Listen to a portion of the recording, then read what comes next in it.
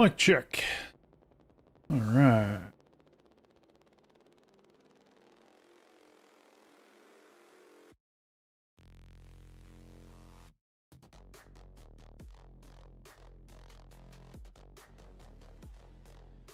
Oh.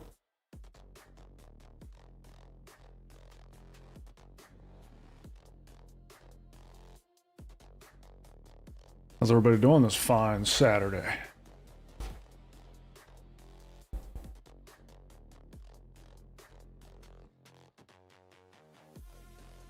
Yeah, project, it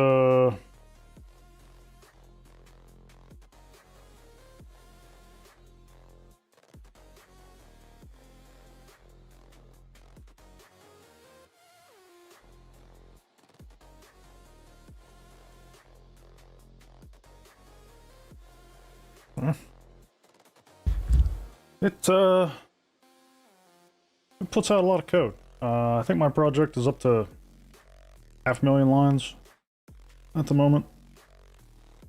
Probably a little more than that now. I actually run 4 Claude Max accounts. I basically raid them. I have an app I wrote just to manage all the accounts and distribute tasks to all the accounts. So it's doing a lot. And you know, a lot of people might think, oh my gosh, that's expensive, but I look at it and this is sad because I am a software guy. Spent a lot of my career as a software engineer and before moving up the ladder a bit, and but you compare how much code this thing can put out, and even with 4 Claude Max accounts, I mean, you're talking $800 a month.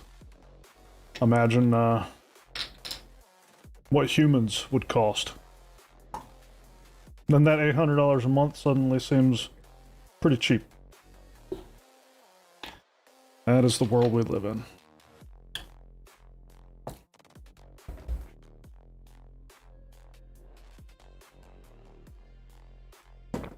The interesting thing about all this, right? Like, I could not afford to build this app prior to this tooling. I could have done it myself, but it would have taken me years instead of months. You know what I mean? A few Russian kids from a basement might not be much more expensive, but likely also not as effective. Yeah, exactly. I asked myself, like, I wonder how this is going to impact outsourcing in general. Because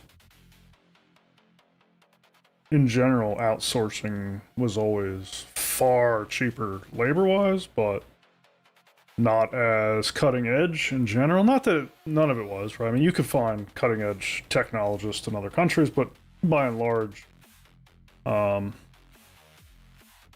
the skills in general were not quite up to what you could get domestically. And so, yeah, I've thought quite a bit about like how AI will impact outsourcing as well as hiring. I mean, there's so much impact all over the place.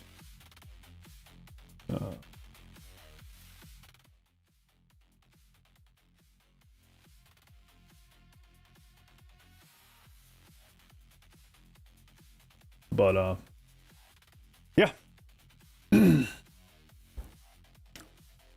Let's see here. A couple things I wanted to do today to kick things off.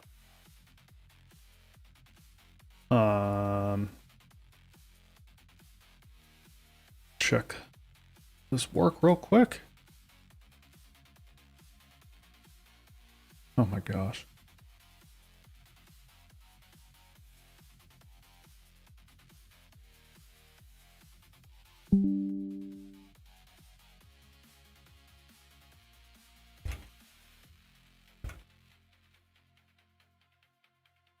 Doesn't always get things right at first.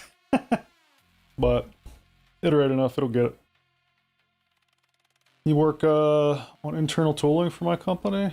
I solo shipped a product in 2 months that would have taken me and a small team half a year to make before AI. Kind of crazy. Yeah, exactly. That's the kind of stuff I'm talking about. Insane. I don't want to pull the curtain up on what I'm building yet, but I think whenever I do, and we talk about how long it took me to build and kind of the process I went through, I can't wait to do videos on it. I think people will be, I mean, not all people. People like you are going to be like, yep, that checks out. But I think some people will be surprised.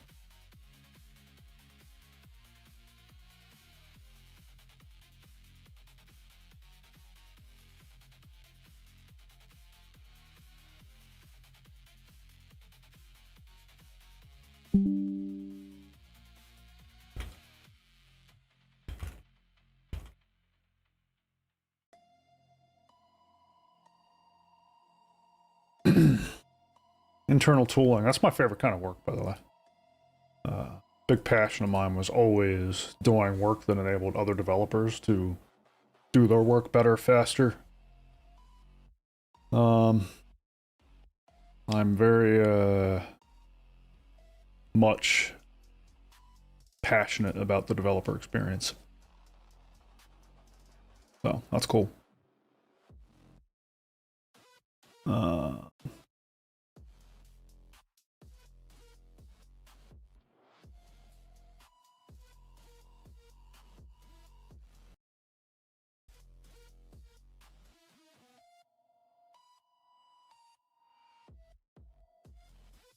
right.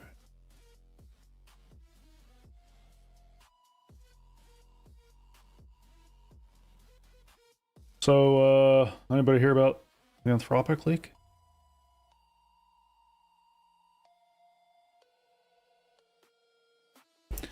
Really nice, to be honest. Really diverse projects. Oftentimes I get a say in the space, so I'm not stuck just implementing repetitive things. Yeah. Tons of different tech, yeah. Yeah, that sounds right up my alley. That's the kind of positions I always loved. I had several like that in my career, and they were always my favorite. One thing about Vibe coding is that it makes it a lot easier to program applications that you'd otherwise need a massive team. Yeah. For sure. I think I showed you guys this. Show you this again real quick. But this is the application I built that manages all my bots for me. So you can see here, this is like my current work streams. It even tracks how much I'm spending on each work stream if I didn't have max accounts. That way I can verify that I'm actually getting my money's worth out of max accounts. This would be just the raw API cost. But on each one of these, you'll see I have several tabs here. It's not the best UX, but it's only for me, so it doesn't really matter. Each task involves a bunch of research, specification, and eventually it builds this task chart. And each one of these is its own Claude invocation that does work. So instead of just being one big Claude session, each task is broken up so that you can invoke Claude once in headless mode, have it do its thing, and then exit, and it tracks the dependencies between these things. And at the end, it'll verify with browsers and everything, it'll verify its work. But each one of these tasks gets distributed across my accounts. So these are like the 4 Claude Max accounts I have. And you can see like my weekly limit, my 5-hour limit on each of these things. And I have a scheduler that for each task, it figures out the right Claude account to have that thing done based on when the weekly limits and stuff or the 5-hour limits are going to be resetting. So right now, I'm not actually saturating these things all that much because I'm heavily involved. The place that I have found that I spend the most time is UI. I found that Claude still sucks at user interface, and so that's where I'm spending all my time. It's really good at plumbing and the data and the infrastructure and all that stuff, but actually coming up with a polished user-facing user experience in UI, I have found it falls pretty short. So that's where I spend most of my time. And usually, like whenever we enter a law like this, where I only have a couple work streams going on, it's because I am deeply involved on some task that is kind of blocking other tasks, and that's where I'm at right now. That's why I'm kind of chugging along to try to unclog the pipe, so to speak. Polished and consistent UI, yeah, exactly. Yeah. And I'm doing a lot of things to try to help it. Like I've started a design document that I add to on a regular basis. Or anytime I see it straying from what I want the design to be. And I've been doing this since December. I've been working on the same project since December. AI assisted the entire time. What are we now? We're in April, so 4.5 months. And in that time, it has definitely, as we've added to the design document, it has definitely gotten better because every one of these tasks here has a prompt that feeds in those types of things. So one of the reasons I built this app was to control how much context I needed to give each Claude invocation. So my application here understands the type of task that I'm going to give it, and it gives it exactly the type of context that that task needs. So if we're going to be doing web work, it feeds it the design guide and all the other stuff to try to educate it. And that has definitely gotten me further. At first, the UIs it was spitting out was just freaking garbage. Now they're mostly okay, but they still tend to have pain points. Like right now, I've got this screen built, and I'm trying to do the mobile version of the screen, and so we're implementing swipes, right? And it could be a failure on my part, and I might circle back and change this, but right now I have a nested swipe implementation where I have a category, and in that category I have topics. And you can swipe the category to the right or to the left to reveal like an edit button, or there's a couple buttons there. And for some reason, whenever I do that, it swipes the category and all the topics, but the topics are supposed to swipe individually. It's stuff like that. It just does not get right. And so I'm having to sit here and tell it repeatedly. That's what we're working on right now. And you can see here, it's done some implementation. Now it's verifying in Chrome. I'm looking right here. I see it verifying in Chrome. It still doesn't look quite right, but it looks like it's trying again. So anyway, that's where I find myself spending all my time. Babysitting is still faster than doing it myself? Yeah, exactly. Exactly. And it's not just that it's faster. There are definitely situations where it is way faster, but I've encountered other ones like this thing I'm on right now where, like, if I just took the reins and did it myself, I might be able to compete with the speed just because Claude is really struggling on this particular task. But it's still worth me not taking the reins completely because while it's working on this, I can be managing other Claudes. So it's not just its single lane speed, it's how many lanes you can have going at the same time. That's the power, in my opinion.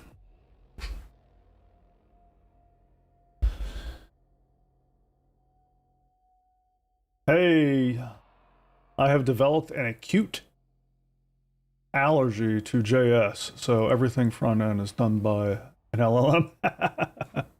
That's funny, Archer. I am a long-time JS developer. I have an affinity or an affection for JavaScript, so. Yeah, straw clothes with UI. I had it write a design document to refer for every tool. Yeah. Only drawback of this is a nagging feeling you get in the back of your head of your skills eroding over time. Yeah. I think I've conquered that, Fufu. Like, I don't know. I've a lot of people have presented that, and I totally understand. Hey, Belith. Hey, Zulius. Yeah, I totally understand that sentiment, but as someone who has worked as an engineering manager or in engineering leadership, like, it doesn't feel any different to me. When I went into leadership, I had that same problem or that same fear, right? Oh my gosh, my skills are going to die on the vine. I'm not going to, but it never actually happened. I think just because I stayed close enough, like I was reviewing PRs and design documents and all this stuff, and I'm doing the exact same thing now. Like, I feel like what I'm doing now does not differ at all from what I did as a lead of an engineering team. Joking, I'm more infra, so front end sucks for me. Python for web is not strong, but I'll try something Rust full stack. Yeah, cool. I've seen some people do some cool stuff with Python on the front, but yeah, it's not. It's nowhere in the realm of JavaScript. That's for sure. It makes sense. The more you move towards senior or leadership positions, the more you end up just doing the same thing naturally. Yeah. Yeah. Indeed. Been interesting. Yeah, that thing's still working on it.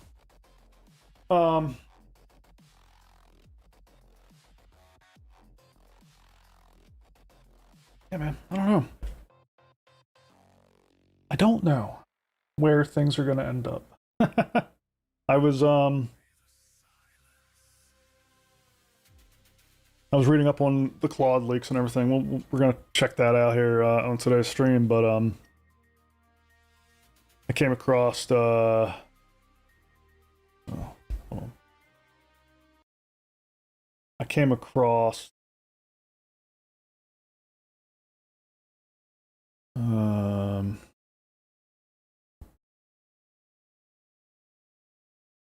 quotes from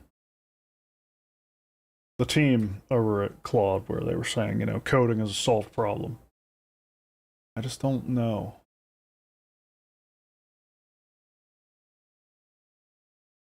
You know, I just don't know. In some ways, I feel like it's too early to tell.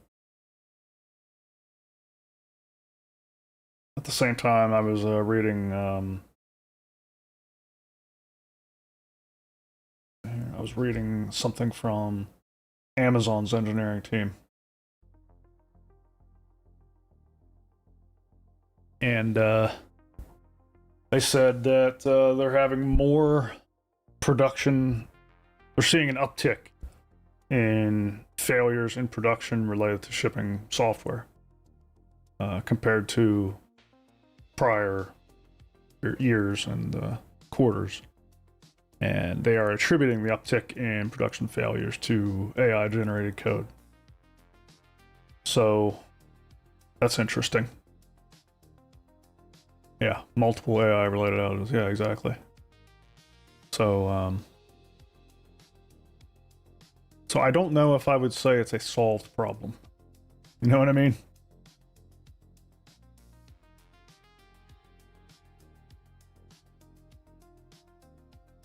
Wouldn't trust any AI agent to make a product from scratch, especially more complex ones that involved tons of, yeah. Yeah, that's a fair way of looking at it.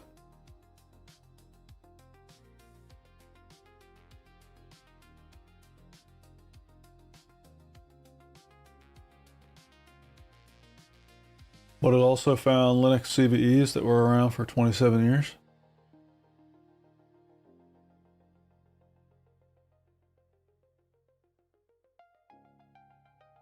Do people not test their code before shipping it? Yeah. I mean, it's a good question. But at the same time, Project, I have been in countless organizations that had high test coverage, and you just can't catch everything before you make it into production. It's like a diminishing returns thing, right? Like an exponential, one of those exponential curves where like you can stop 90% of the failures with pretty small effort. And then for every percent beyond that, the effort involved just increases exponentially. Like you want to block 100% of errors going into production, then you're talking... First of all, you're going to slow yourselves down tremendously because the amount of red tape that you would need would be crippling to your engineering team's velocity. So you have to accept some level of risk to keep your velocity and your pace up, and by accepting some level of risk, then you know shipping's not bulletproof, and you're always going to find strange, interesting ways that things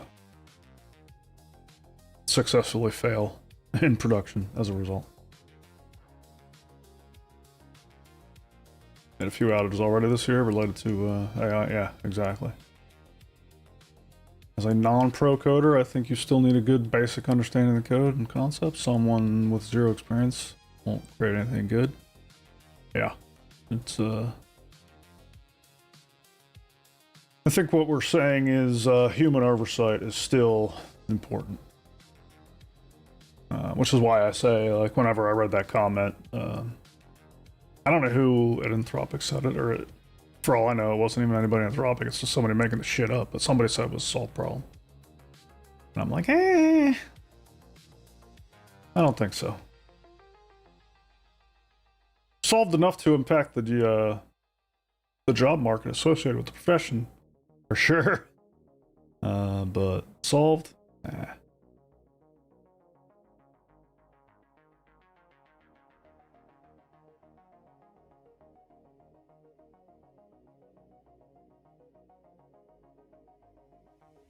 AI control tower approach.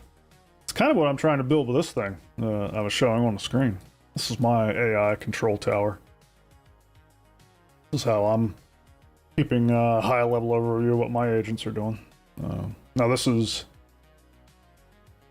kind of while they're churning, and then eventually once they get to the end of this pipeline, well, somewhere towards the end, I open a GitHub PR, then I start following along there. I don't review any code until I give the AI the task. I don't review any code until the third round of automated pull request reviews is done. So once Claude opens up the PR on GitHub, I have other agents. I have Copilot, and I have Greptile, and one other one, Codex, all chime in on the PR and review it. And then Claude autonomously reviews the feedback and decides whether it wants to act on that feedback. And it does that for 3 rounds. And after all that's done, Claude will ping me, and I'm like, okay, time for me to go review the PR now. And that's whenever I get involved.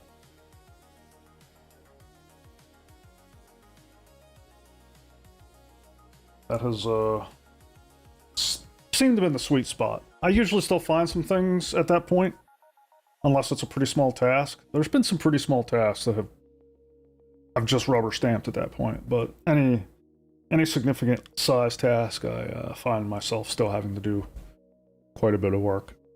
And so I'll come up here in my AI control tower, I hit this pause button so that we don't try to interfere with each other, and then I drop down in the terminal myself, and I'm still not editing the stuff myself for the most part. I'm still using Claude, and I'm just giving it very explicit directions then, hey, do this, do that. And then we get the PR pushed across the line together.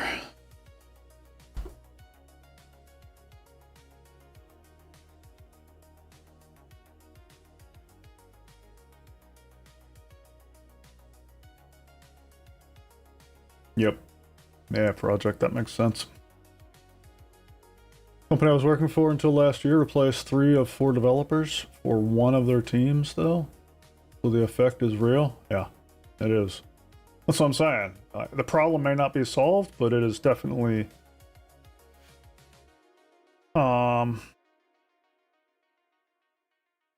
it's definitely going to be affecting the number of jobs available. Just because of... I don't know, I mean, how temporary that's going to be, you know what I mean? Like, here's the thing that I keep thinking. Technology in general has always had this ravenous appetite for efficiency or capacity gains. And every time we gain capacity on anything in this industry, we quickly consume it and need more. You know what I mean? Think about how far the tech itself has come. And we are... like, imagine when you were sitting in front of your computer back when it was like a 486, and you were thinking, like, if this thing was just 3 times faster than it is now, woo, I'd be in a sweet spot. And then you wind up on a computer that's 3 times faster, and it's like, well, now you're thinking 3 times faster than that. We're never content. We are never going to hit a point where, like, okay, we have everything we need now. And I think the same thing is ultimately going to be true of programming capacity. Like right now, I think we are seeing a tremendous effect of AI on the job market because efficiency just spiked suddenly and business has not caught up yet. I think that any plans that organizations have laid for their roadmaps and everything else, like, it has not caught up with how much faster we're able to do things. But as soon as it does, I think you're going to see an uptick in human hiring again, because as you all are rightfully pointing out, like, this stuff still needs human oversight, and the jobs are going to change, right? It's not going to be us spending all of our days on our editor anymore. Now we're going to be managing teams of agents, but they're still going to need us because one human is not going to scale past a certain number of AI agents. I don't know that we know what that number is yet, but there's no way you're going to have a single human in a control tower managing 1,000 agents. Like, you're going to overwhelm that human. And so imagine what the race is going to look like, right? You're going to have company A, who has a control tower managing whatever the upper limit is, maybe 50. 50 agents, whatever they can manage, right? So what's going to happen? Company B is going to come along and they'll be like, wow, we're going to put 2 humans in a control tower and we're going to be able to do 100 agents. Okay. And then company C is going to roll around. Aha, we're going to do 3 humans in a control tower. We're going to one-up them with 150 agents. You know what I mean? It's, Sorry, I was disconnected from chat there for a minute. I'm bringing up my other chat in case I need it. So I think eventually we're going to see more hiring. I think we just need to see the industry catch up with where the tooling has evolved to, and that's going to take a little bit of time. But I think eventually we will saturate the new tooling, just as we have saturated all tooling before. You know, think about when DevOps had huge breakthroughs on managing clusters of servers. Remember when we had to rack and stack each server individually? And like you had to go into the server room, and like if you had to replace the server, you had to unrack the thing and rack a new one in, and then it became virtual machines, and then it became containers. Like, this shit has just gotten easier and easier and easier, but the operations teams have not gotten any smaller. Like, we have found a way to take advantage of the increased capacity. You understand the argument? You hope I'm right? Yeah. I mean, I could be wrong. But history offers nothing to say that I am. So, the argument is we are truly breaking new ground here, and we have never seen anything like this, and I don't know. I don't know that that's true. It is definitely a quantum leap forward in tooling and capabilities. I don't know that it's drastically different if you kind of zoom out and you look at it in the aggregate. Like, we've had leaps in engineering productivity before, right? Like, go back to whenever engineers were writing code in assembly language, and then compare that to C, and then compare that to Python. Like, those were all huge leaps in productivity.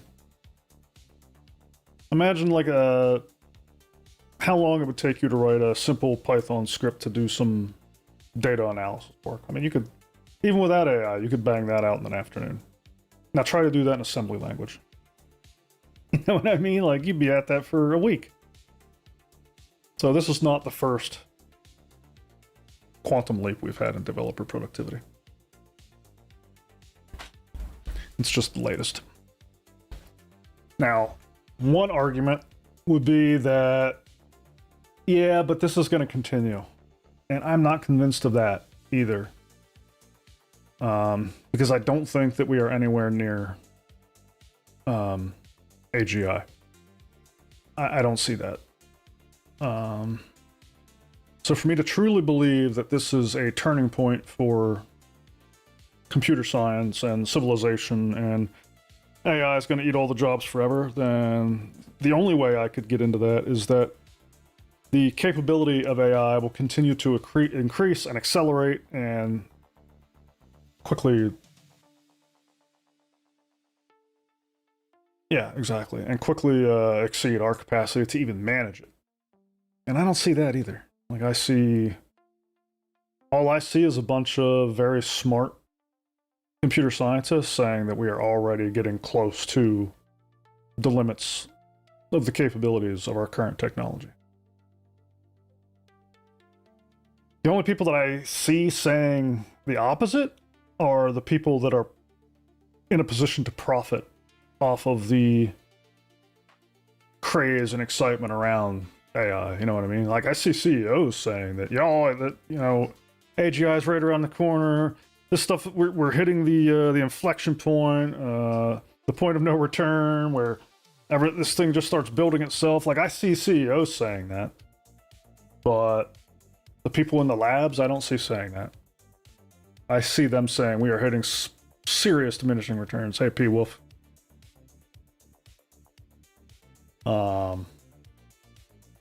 And if we are hitting serious diminishing returns, then,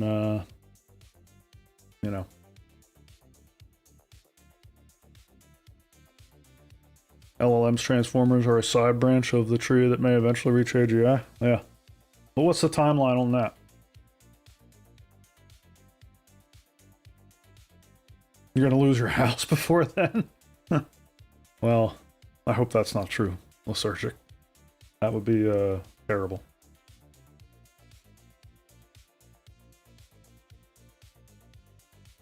We may not need AGI to no longer need the human element, though. Yeah, Foof, I think maybe, but again, that assumes that it continues to get better and we don't hit a wall.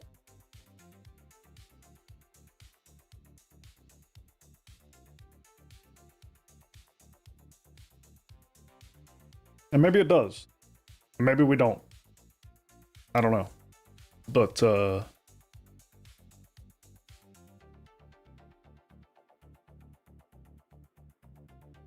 right now it still feels to me like we're pretty far away from the stuff not needing human oversight. I mean, I've been at this application I'm building since December. I'm 4.5 months in. There's no way AI would have built this on its own. I mean, I know what the hell I'm doing. And it still is like I'm busting my ass. I'm putting like most days I'm putting in 10 plus hours. So yeah, I don't see it.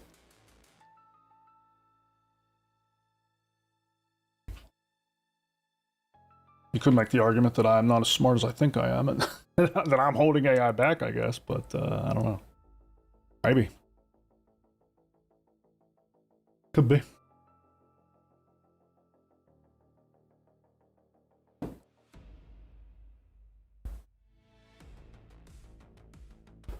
You're on the side that thinks we will hit a wall, but yeah, it could happen in small leaps or just out of nowhere. Who knows? Yeah. Over Sam Altman? Oh my gosh, dude. Sam Altman is a snake. I do not like that guy. He just give anybody else the creeps just watching him. Like, ugh. I don't know. There's one other tech CEO that makes me feel that way, and that's Mark Zuckerberg. Man. They just feel like two people that really clawed their way. You know what I mean? That might not be fair of me to say. Who knows? They might be really nice people. That's just the vibe I get watching them on the internet. The Anthropic CEO seems cool. I've watched a lot of his stuff. He seems to have his head grounded. But I don't know. Could just be an act. It's so hard to tell. You know what I mean? You liked him when you first heard him, but I realized none of what he says is real. Yeah. Definitely feel that way. Yeah. Yeah, I don't know. That's the vibe I get.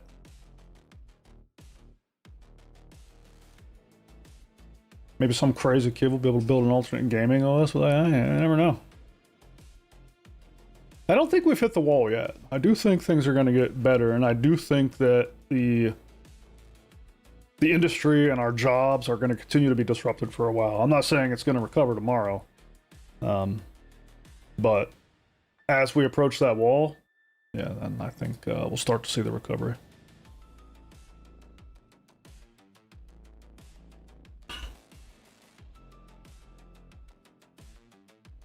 Since we're talking about AI, we might as well check out some of this news. I have not been following what's going on with the Anthropic leak. I heard about it like a day or two ago. I don't know when that happened. I was like, hell with it. I'll read about it on Saturday or watch about it on Saturday. So we're gonna check it out with you guys together.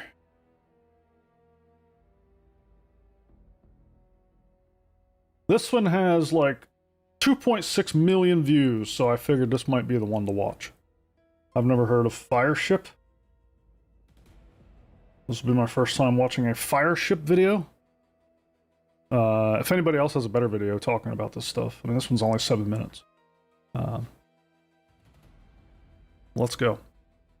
Yesterday, the most ironic thing ever happened. Anthropic, a $380 billion startup built on the idea of safety first, that advocates for closed source software for the supposed benefit of humanity, a company Elon calls Misanthropic, whose logo is definitely not a sphincter, whose CEO has been warning us for years that human programmers will be replaced by AI in 6 months, it just accidentally leaked Claude Code's entire source code to the internet at 4 a.m., officially making Anthropic more open than OpenAI. Within minutes of the leak, Xiaofan Xiao, a security researcher, discovered that version 2.1.88 of the Claude Code NPM package was shipped with a 57 megabyte source map file. You know, that file that's only used in development with the full readable source code of your project. This holy grail of leaks containing over 500,000 lines of TypeScript code quickly spread across the internet like wildfire. Anthropic's legal team courageously issued. All right, everybody's busting my balls because I've never heard of Fireship.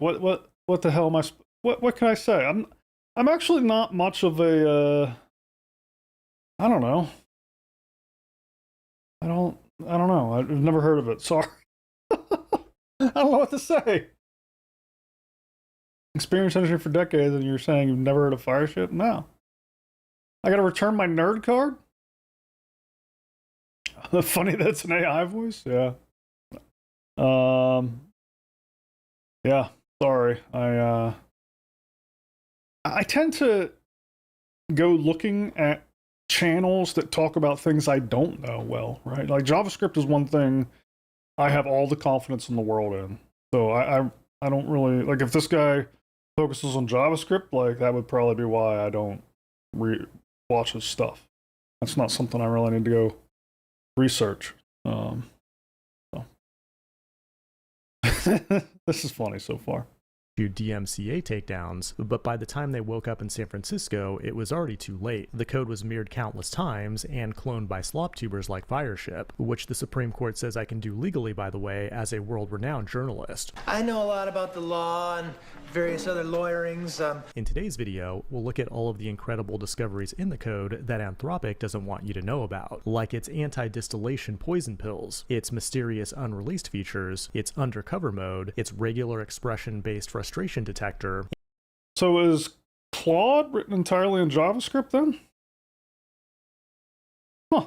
And many other super secret techniques at the foreskin of AI research. No, this is not an April Fool's Day joke. It is April 1st, 2026, and you're watching the Code Report. Unfortunately, my lawyer just informed me that showing you Anthropic's TypeScript code would be a violation of my parole, and I refuse to go back to jail. Just the UI? But luckily, the open source community has already created a loophole. Ironically, Claude's most prolific user used OpenAI Codex to rewrite Claude Code's TypeScript code to Python code, resulting in a new barely legal project called Claw Code, and it's already become the fastest.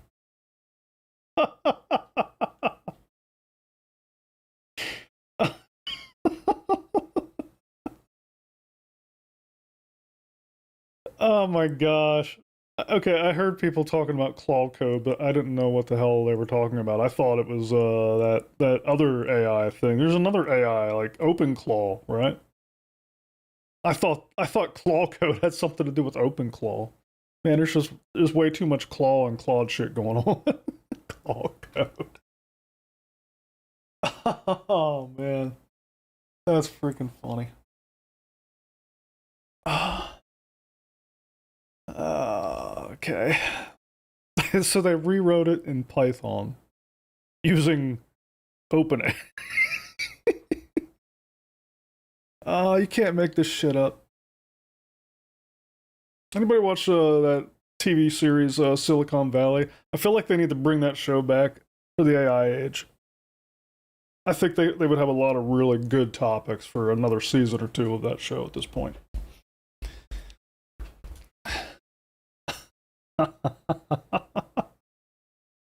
Oh shit! This repo in history to surpass. Actually, maybe we could do another season using OpenAI.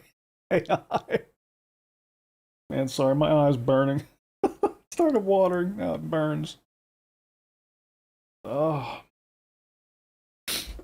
past 50,000 GitHub stars. Not only that, but somebody else slop forked the leaked code and made it work with any model. They're calling this new project OpenClaude, and it makes projects like OpenCode completely obsolete. But maybe now that the code's out in the open, Anthropic will just make it open source. Somebody tried to make a pull request with the leaked code, but not surprisingly, it looks like Anthropic already deleted it. What a mother effing crazy 24 hours. But how did this code end up leaked in the first place? Well, as I mentioned, the source map was accidentally packaged in an NPM release, but that's weird because build tools normally strip out source maps automatically. Well, Claude Code is built on Did they just...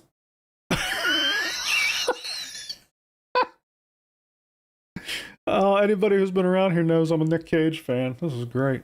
weird because build tools normally strip out source maps automatically. Well, Claude Code is built on Bun.js, which, as you might recall, was recently acquired by Anthropic. And it just so happens that about 3 weeks ago, somebody opened... What the hell's Bun.js? I'll have to read about that. I've never heard of Bun. Man, maybe I am losing it. Whoever was talking about your skills rotting earlier, maybe I am. I've not heard of Bun. Up an issue on GitHub about Bun.js serving source maps in production. Wouldn't it be ironic if the fastest JavaScript runtime in the world also turned out to be the fastest way to ship your entire codebase to the internet? It's unclear if that was the root cause, and it's also possible that some unfortunate developer did this by accident, or perhaps some rogue developer. Wait, is Bun another engine? So what we got? We got Node, we got Dino. Well, now we got Bun. Is that what it is?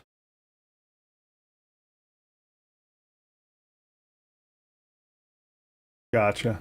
Okay. Yeah, we need more of them. Fight. We got Cloudflare's own runtime, which I don't even know what the hell that is. Developer did it on purpose. We may never know the truth, but now it's time for the fun part. What did we actually learn from the leak? Well, first, we learned that Claude uses Axios. If you subscribe to my channel, then you know that Axios was compromised by North Korean hackers yesterday. The exploit can install a remote access Trojan on anyone using this package, and in theory... Dude, this is what I'm talking about. Like, imagine all the content for another Silicon Valley.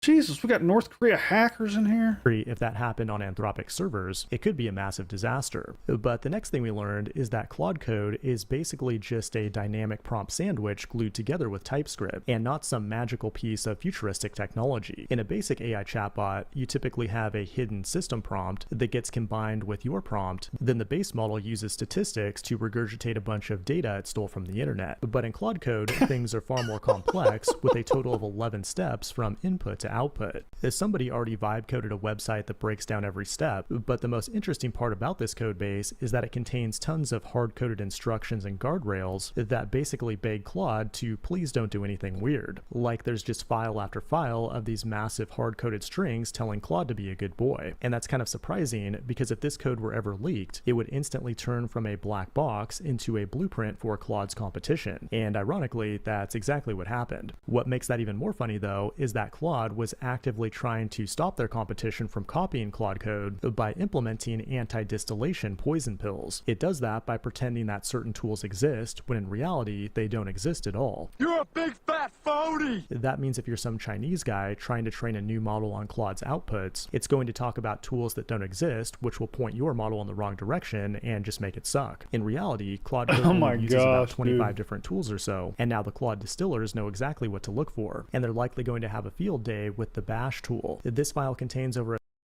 project North Korea hacked Axios, apparently. Like they've compromised Axios somehow, which is I've used Axios before. Axios is just like an alternative to Fetch.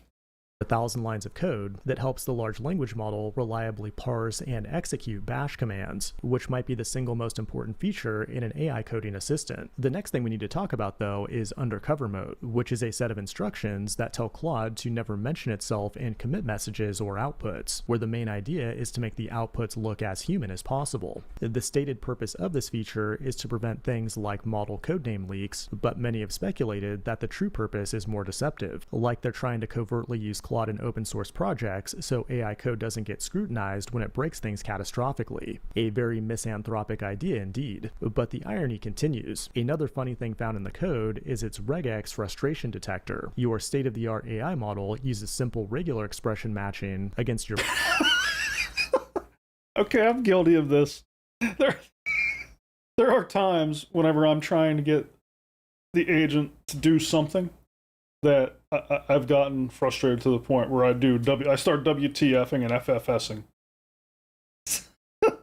It's good to know that it's receiving that and processing that, because that's definitely what I intended. Prompt to look for keywords like shit, fuck, cock, balls, and so on, to determine if you're not having a good experience coding with Claude. If it detects a match, it'll simply log an event. The bottom line here is that we're not looking at some sort of alien superintelligence, but rather basic programming concepts that have been around for 50 years combined with a bunch of prompt spaghetti. It's all just an...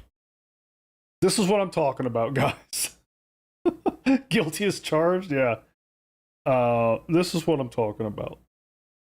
It's not alien space technology. We're doing a lot of just string analysis here, and the wall is coming. Illusion. On top of that, this code base has a ton of comments, a lot more comments than you would typically find in a human written code base. And what that tells us is that these comments aren't actually written for humans, but rather for the AI to write its own AI coding tool in an infinite loop. But perhaps the biggest problem about this leak for Anthropic is not the code itself, but rather the feature names and roadmap hidden within the code. Like there's a hidden capability under a feature flag called Buddy, which appears to be a new Tamagotchi-style companion that every developer can customize and raise like a little digital. This is what I need. This would accelerate some shit here. Yeah, let me see. I want the well, the rabbit. I mean, that's very unhingedy. Yeah, I'm gonna want the rabbit. This might just be Anthropic's April Fool's Day joke, but there are also references to Opus 4.7 and a new model called Capybara, which might be their new recently teased Mythos model. There's also things like Ultra Plan, Coordinator Mode, and Demon Mode, but perhaps the most interesting is Kairos, which is a Greek word for an exact moment in time, or God's time. I hate to beat off a dead horse here, but it's a bit ironic that Anthropic didn't get to reveal Kairos at the exact time it wanted to, and instead God chose the right time. The feature itself seems to be some kind of background agent that keeps a daily journal, uses Dream Mode to consolidate memories, and does work for you in the background on a specific schedule. Dream Mode. But at the end of the day, this leak is a pretty huge setback for Anthropic, which hopes to IPO later this year and offload their bags to the retail public. And it's yet another reminder that your top secret application is just one NPM publish away from becoming open source, whether you like it or not. Before we start, I want to make sure y'all know this is not an April Fool's Day joke. I know the timing's a bit absurd, but like this isn't. That's freaking funny.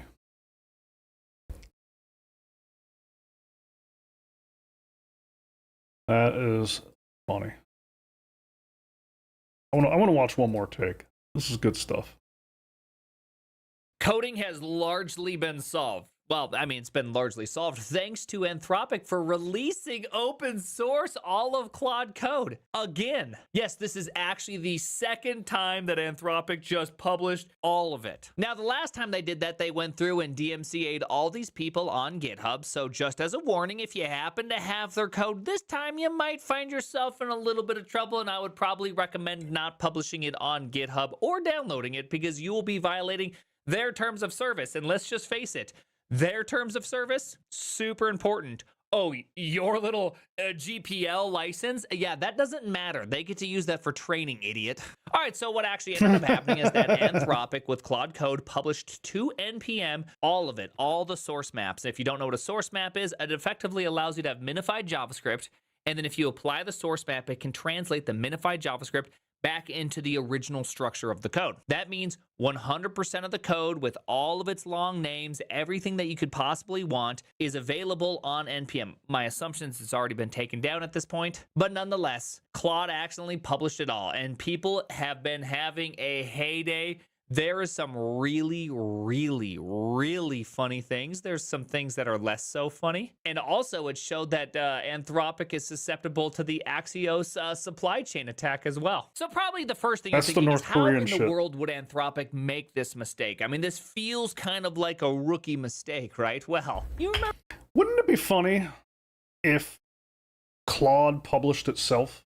Because they're sitting there talking about, all the comments and everything in the Claude Code UI looking robotic in nature, and that Claude is probably developing Claude Code for them. It would be freaking hilarious if Claude published. Yeah, free me. I hope that's what happened. I hope that's what happened. that one time they acquired a JavaScript runtime? You remember that time a little bit back ago? Well, it turns out 3 weeks ago, a guy named Jake G, hey, pour one out for Jake G, opens up a ticket that says Bun's front-end development server source maps incorrectly served when in production. 3 weeks ago, GitHub Actions, hey, this is probably a duplicate issue, found via Claude Code. Oof. Oh my gosh. You just can't make this stuff up. 3 weeks ago, this is a duplicate. 2 weeks ago, more. Hey, by the way, it's still running. 4 hours ago, is this the cause of Anthropic's embarrassing Claude Code source leak? I wonder why they haven't addressed the issue. They already got paid. Oh my gosh. Then of course from there on out, it's just been everybody just dunking on that poor Dario. Okay, can we just pour one out for poor Dario? Right now, he's probably making a very painful face and realizing that the safety of the world might be compromised if Claude Code's code is still available publicly. Now, I'm not going to actually show any of the actual code, but I will go over some Twitter screenshots. Now, there is a small chance I'm going to get hit with one of them DMCA takedowns because of this. And if they do, brothers, we're making a video. Okay, we're gonna milk that. But first, a word from our sponsors. All right, hey, hiring engineers is broken right now. AI resumes, fake profiles, and senior devs who don't even use Vim. G2I fixes that. Not the Vim part, the hiring part. I use Because they Vim. have pre-vetted 8,000 plus engineers through real technical interviews. So you can review quality candidates in days, not months. And I've talked about G2I before for backend and front-end roles, but if you're also interested in AI roles, G2I needs to be the first place you go and check out. Get a 7-day trial plus $1,500 off using my code. Visit g2i.co/prime. But hold on, there's more. You know I love React Miami, right? Well, now there's another conference called AI Engineer that's going to take place also in Miami, right next to React Miami. So if you don't want to have skill issues like I have with AI, you need to go to the conference. I use Vim to Prime 50 off. For edit the 50 MD off. files for Claude. And I'll see you in Miami. Let's pretend you owned, say, a multi-billion, potentially trillion-dollar company in which had the world's most sophisticated AI of all time. How would you, say, determine sentiment of a prompt? Now, if you would have guessed a hard-coded regex that determines if you said the word damn it or not, then you are 100% correct because that's what Claude Code does. Look at this. This is on Twitter right here. This is what they actually do. If you say the word horrible or dumbass, awful or pissed, pissing, piece of shit, crap, junk, what the fuck, hell, fucking, broken, useless, terrible, awful, horrible, fuck you, screw this, you, so frustrating, this sucks. I've nailed a few of That's them. a negative pattern right there, okay? That means you're having some negative patterns. There's just something so funny about a company that just literally has access to a model that can determine sentiment, and they're just like, yeah, we can't use that. That's impossible. We're gonna use a 2005's whitelist.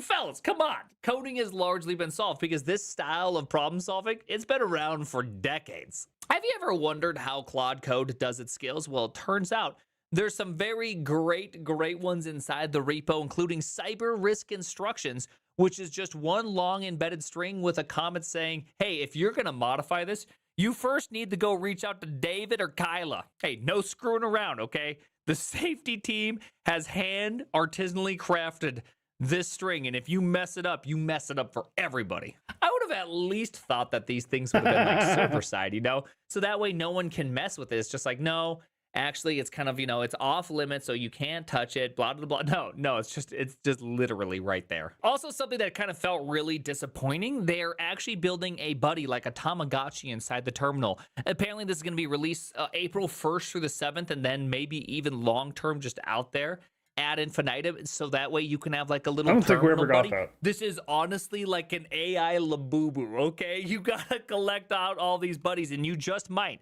If you are lucky, you could possibly get a legendary Cosmos Hail or a Nebulinx. They also have a shiny chance. So you like, this is just full on Pokemon cards. They're just creating Pokemon tradable cards inside of Claude Code. This is, or really, I mean, it's not even Pokemon cards. What am I saying? This feels closer to NFTs. They're actually creating NFTs right now. Somebody on the marketing team at Cloud was like, you know what we need? We need more Tamagotchis, okay? That's what I love. As an elder millennial, that speaks to my soul, and I assume everybody using our product is an elder millennial just like me, so with Tamagotchi, we're gonna get some max plans out of that. Also, they have this weird don't blow your cover mode. So if you are an Anthropic employee poking around in a public repo, it has all these rules like, hey, you're not supposed to say that you're Claude Code or mention that you are an AI anywhere at any point. Don't mention anything internally. Don't do co-authored bylines or any other attribution. It just seems weird, right? So any Anthropic employee is not allowed to be caught using Claude Code in public. Like, what is that? Why is that a bad That is thing? bizarre. Also, why are you hiding it? Just somehow makes it be like, oh yeah, look at that, wow, Anthropic employee using Claude Code, crazy. And instead it's just like Anthropic's trying to hide them. Why? What are you doing? Are you doing something naughty? It honestly just makes you Bonsai, sound buddy. like a bad guy. Again, Dario, you're being a bad guy. You don't have to be a bad guy. Just quit doing things that just feel slimy. But on a more serious note, something that I think is pretty important to kind of talk about is that whenever these type of things happen where a bunch of source code gets leaked that was meant to be hidden, and there's 500,000 lines of source code apparently spread over 1,900 files, there's just going to be bugs and security issues that would normally be very hard to discover, now are just fully available. People are in fact going to figure out how to take advantage of you. There's already people kind of starting to find stuff, and luckily they're making it publicly available, but there's a bunch of people that are going to be holding on to things that you won't know about, like this one right here. The MCP command is wild. Run Claude MCP get name, and it happily spits out MCP server URLs, headers, OAuth hints, and for standard input-output servers, the entire environment block. If your envars contain secrets, they get printed straight to your terminal. Whoopsies. I don't know how this can be used, but at some point this will be used and you will be had, okay? Your sweet AWS credentials for your company. Yeah, there's going to be a lot of Kiro being ran on your behalf. Now, granted, Kiro can't really actually do anything besides for takedown prod. So probably, no, honestly, you're safe. You can leak your AWS credentials. No one wants that crap. But your Gemini credentials, they're going to want. So I just have a sneaking suspicion that we're going to see, you know, some issues kind of arise over the next 6 months of just skills that can take advantage of certain internal setups, because let's just face it, Claude Code is very vibe coded. ChatGPT called it staff level spaghetti. I actually don't know what that means. I'm not really sure the difference between a junior level and a staff level spaghetti, but nonetheless, a company moving this fast is just going to have so many flaws. And now it's out there for people to be able to digest and actually take advantage of it. This last part is going to be, I would say, just a bigger general warning for using Claude just in general, which is that they have a terms of service saying that you cannot use Claude to build a competing product. Now, this can get a little bit confusing because what does it mean, a competing product? Well, what happens if you're building an always-on bot? Is that competing with Kairos, the always-on Claude? Maybe you're building some sort of remote planning sessions. Is that competing against Claude? Maybe you're coming up with some nice ways to be able to do some kind of system caching of memory so that users can have more of a persistent feeling session going on. Or maybe you're just working on multi-agent orchestration mode. Well, all of these Claude's also working on, and perhaps if you get just successful enough, you might be deemed a competing product. Don't forget, there's been a long history of companies abusing this, and I am completely convinced that Anthropic does not like its user base. You guys are all safety liabilities, okay? I'm not gonna say this is gonna happen, but I also wouldn't be surprised if it did. There's something so hilarious about the idea that Anthropic accidentally releases all of its source code.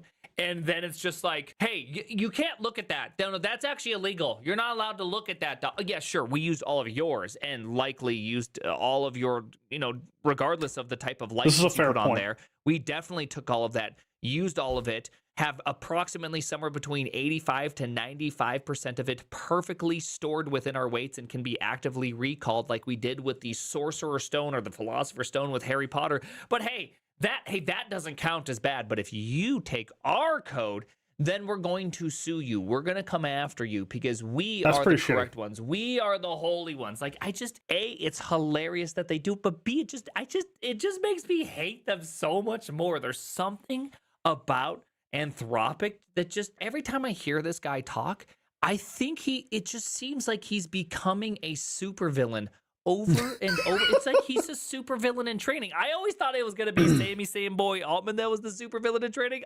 I'm now convinced it's Dario. Bro's out here villain maxing, and it just makes me feel uncomfortable. But perhaps the best outcome of this whole source code being leaked is the fact that someone was able to make a PR to Claude Code to help them open source. And even better, the PR was generated with Claude Code. Upcaster. You actually can't ask for something funnier. All right, this might be the longest video I've ever recorded, so I don't know. I'm sorry, or you're welcome. A Jen. Wow.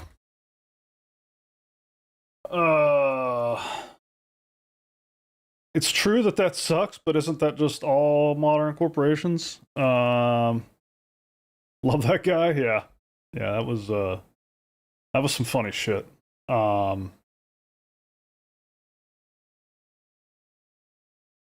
modern corporations. I mean, there's it's definitely like shady AF that these AI companies are basically mirroring all the code of the world, and then like you can't have the code that our stuff runs on, right? Especially whenever Claude Code itself is vibe coded, like we know that now. Maybe we knew that before, I don't know, but so that's basically a regurgitation of all the code that they harvested from across the planet, and then their model shuffles it around and reproduces Claude Code. And then they accidentally publish it, and then they want to sue people for looking at it. That's definitely funny. What do you think about your source code leak? What does it respond to that? I mean, I assume it would. Let's ask it.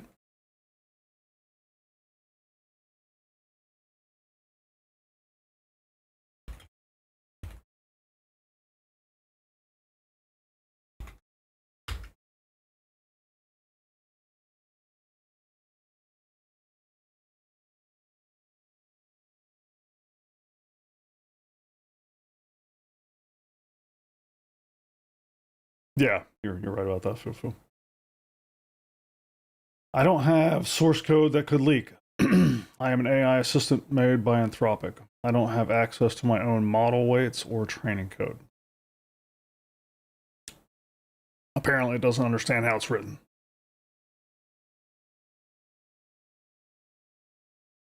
You got a way longer answer? Yeah. Well, maybe mine's not as smart. Here, let's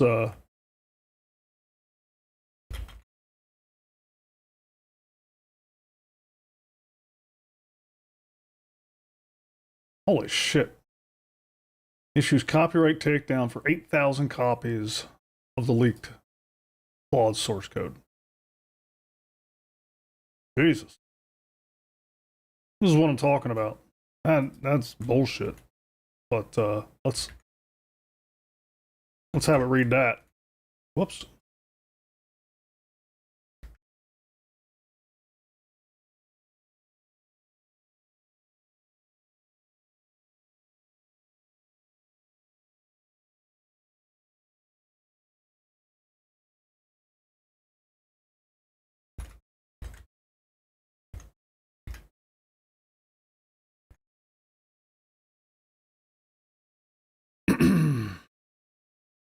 Reducing limits on the max plans? Oh, Jesus.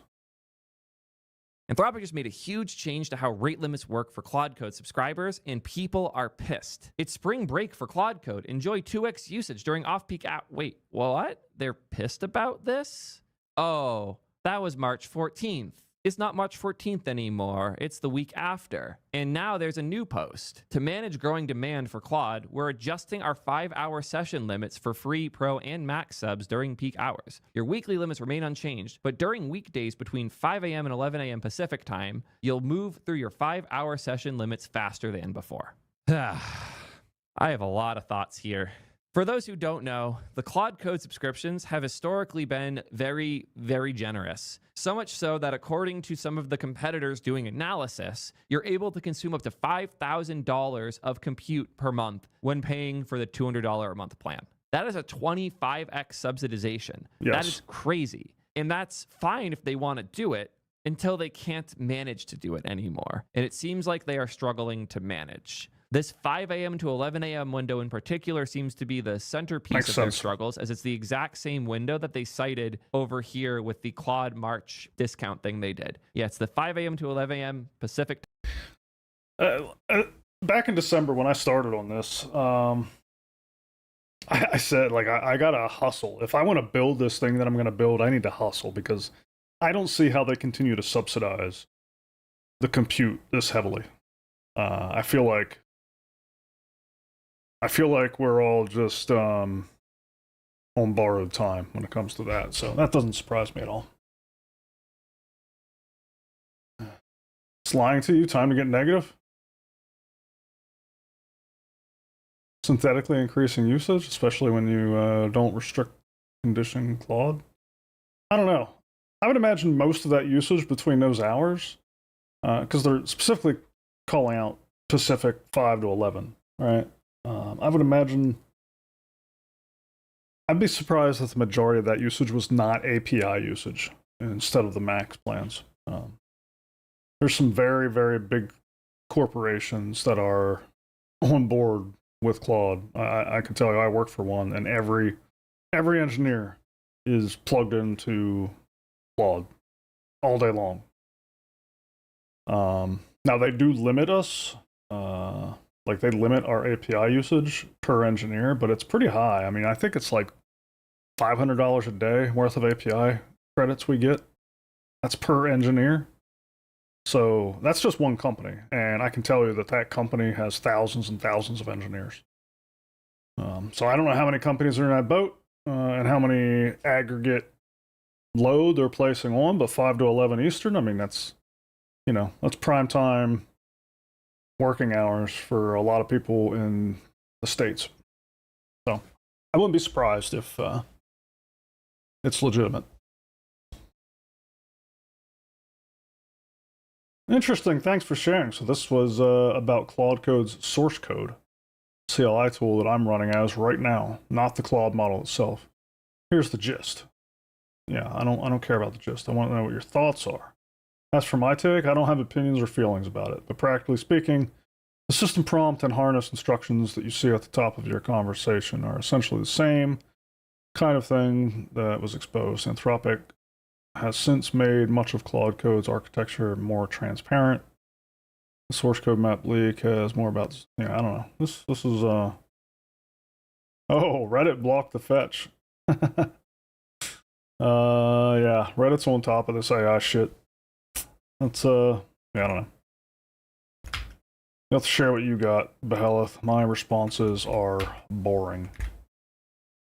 I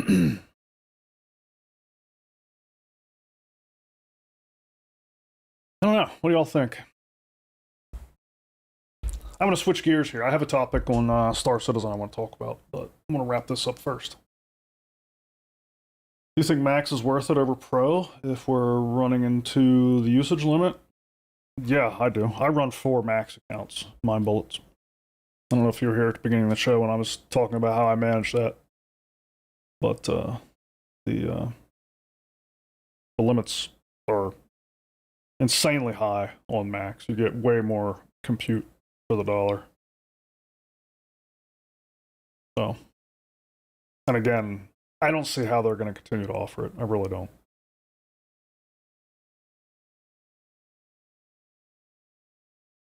It's yeah,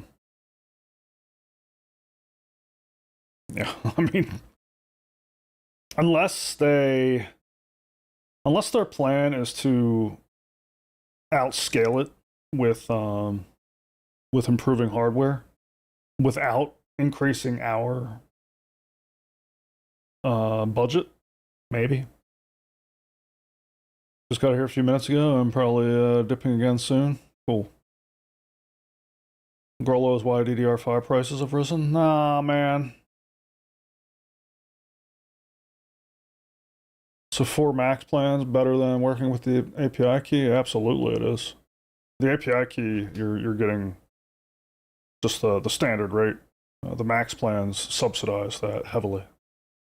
That's why in this video he was saying that, and I've seen research point to this too, that people are saying that you can get $5,000 worth of API tokens for $200 on the max plan. So that's why they come out with that 25x subsidization. And again, I just don't see how they're going to continue to offer that. I would imagine that they are profitable at the API rate, but not with people who are maxing out their max plans. They got to be operating at a loss on that. The only reason I can think they're even doing it is because they're trying to get, it's kind of like the same thing that video game companies do, right? Like get them hooked on the product so that it can make inroads. The same reason that as a computer company maker like Chromebooks or Apple, back when they used to cut and win all the deals with schools. Well, why are schools so important? Well, because people grow up using your products and then they want to take it to work. It's the same shit. I would imagine that's why they're doing it. But at some point, I would imagine they're going to see so much corporate penetration that they say, you know what, it's really not worth giving people 25x subsidization at home anymore. We're cutting that. And that's why I'm hurrying up. And I'm trying to get the shit built that I need built before that happens. But we'll see. Could be wrong. Honeymoon phase of AI ends as soon as everyone starts relying on it. Exactly, Connor. Investors basically expect something like 100x return on their investment. 100%. Exactly. Also, they have to be counting on people that don't use all their plan all the time, like your internet subscription. Yeah, exactly, my bullets. I keep waiting for the shoe to drop on me because I have all kinds of ways of ensuring that I'm saturating my plans. They have to not like people like me. Now, at the end of the day, I'm sure that I'm just a nothing burger in the grand scheme of things, but if enough people do that, yeah, that would be problematic.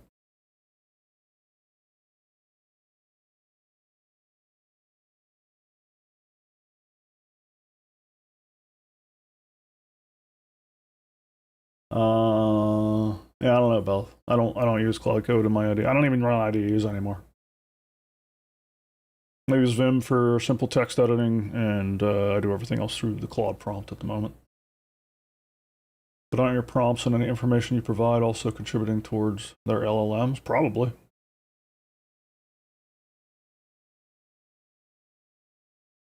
But yeah, they're writing on the wall for that sucks. I'll be looking out for ways around it. Yeah.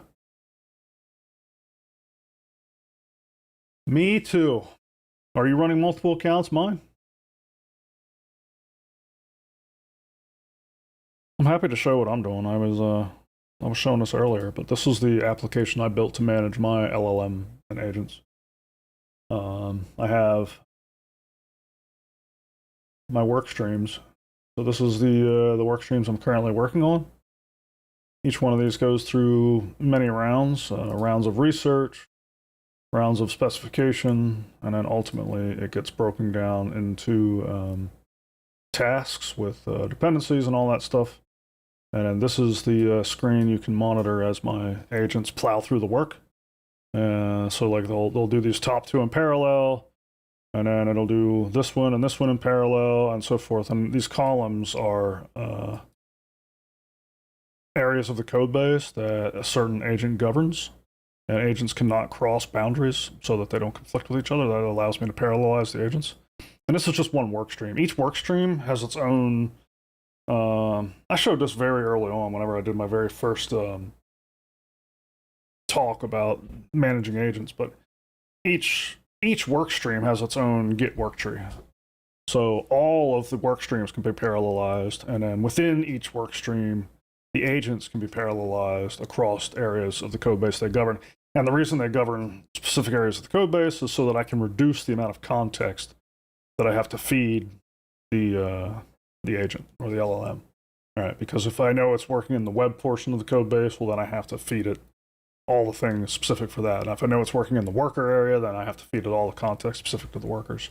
Like I have a design document, for example, for creating components for the web interface, and I don't need to give that to the agents that are working on the back end, and so on and so forth. And so that's another reason I built this. But these tasks get distributed across multiple accounts. So I have this configuration down here. This is account A, B, C, D.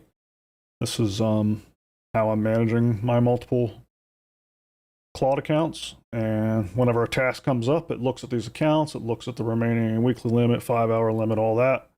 And it figures out, based on how long until the next reset and all that stuff, which account should get the task. Because since all the context is feeded as part of the prompt, you really don't need the same account working on like the whole stream of work, because you're feeding it all the context at the beginning anyway. So anyway, that's what I'm doing. Yeah, thanks, Brian. That's and I used Claude to build this. So there you go.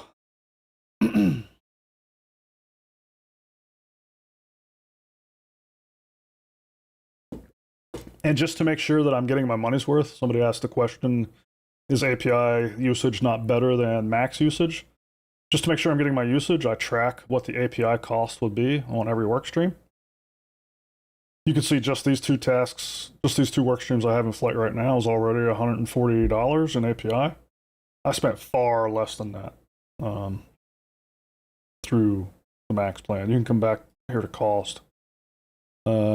And you can look, I've already spent, and this isn't even everything, right? Because not everything I'm doing happens through this application.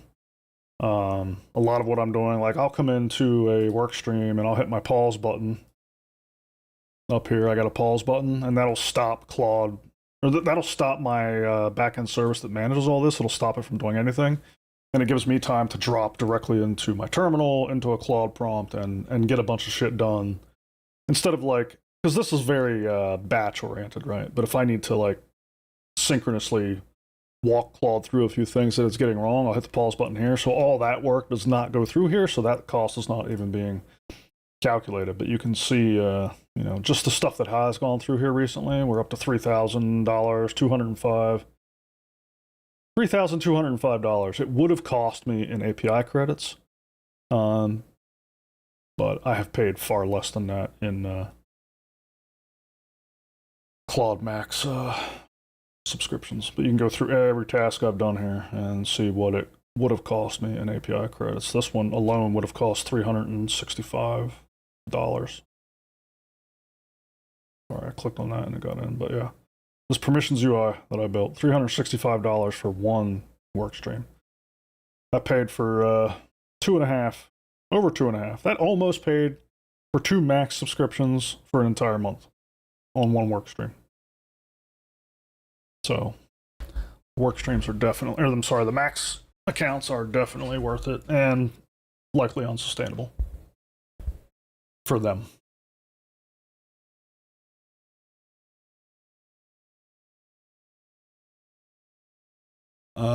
Wow, professional vibe coder. Yeah, I don't call this vibe coding. I take offense to that term, but I hear what you mean.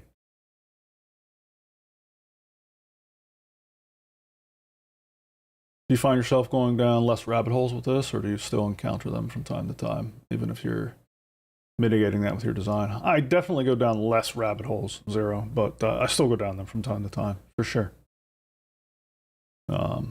Usually it's around interface.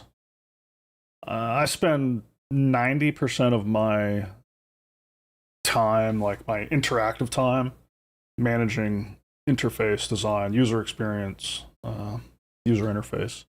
That's where Claude is weakest at. And then I'll spend the other 10% of my interactive time working on the other areas. But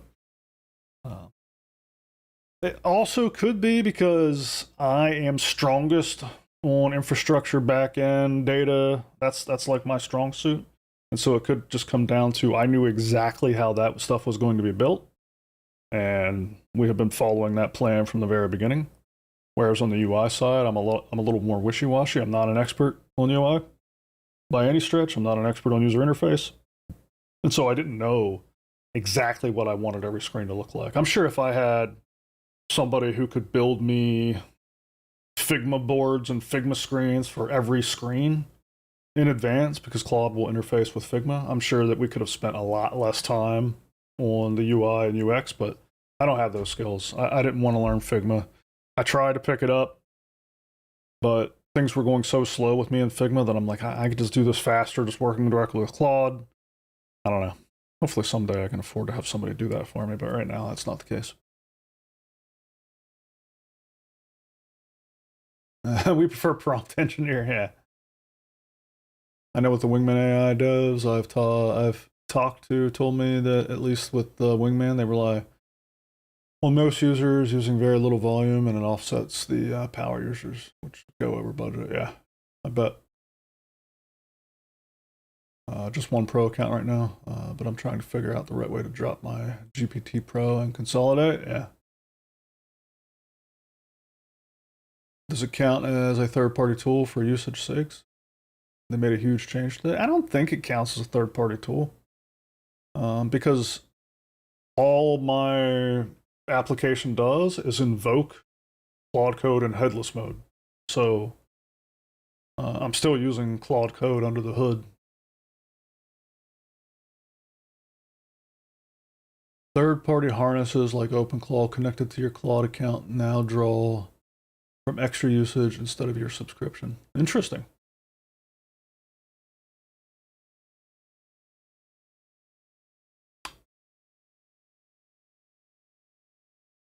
Interesting. Well, I guess I got to shut down OpenClaw. I have that running just to mess around with it, but I don't need it.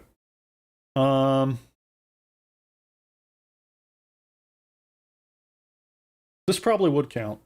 Hopefully they don't.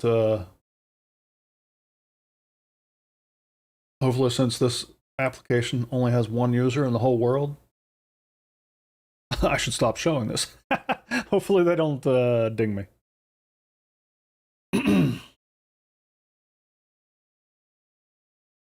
Unlike OpenClaw, which the whole planet's using now.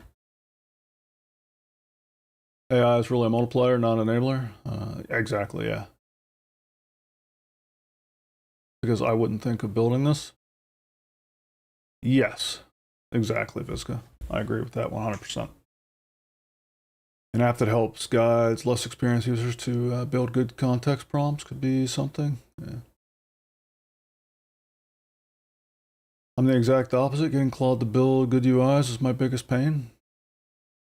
No, I don't think you're the exact opposite. That's exactly what I'm saying. Like, it's terrible. Check out Google Stitch if you're not a Figma fan. I will check it out.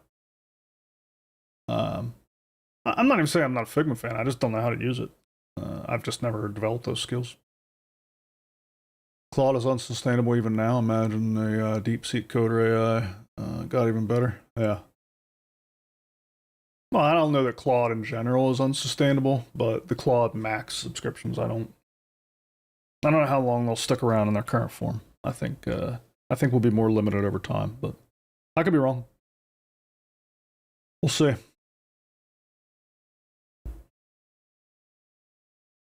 Yeah.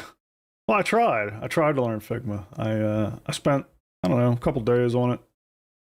I don't know, my brain just doesn't work that way. It never has. Like, all those programs that have like all these widgets and menus and menu navigation, like I've always done really well with sorry, I just bumped my mic. I've always done really well with just CLIs and coding and, you know, things that I don't even know how to explain what I'm trying to describe. but it's kind of like I don't know, like Photoshop, right? Or GIMP. Like I've tried to use those things, but they all have like these series of menus and panels, and my brain just doesn't work that way. Like I have a really hard time navigating those types of interfaces. Have you considered going local? What does that mean, Vizia? What do you mean local?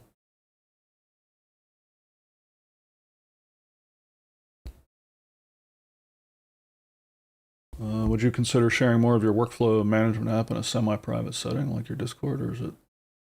I don't know. I don't know if it's a risk or not. I certainly don't want somebody to yell at me for it. I'd be happy to talk more about it in Discord, yeah.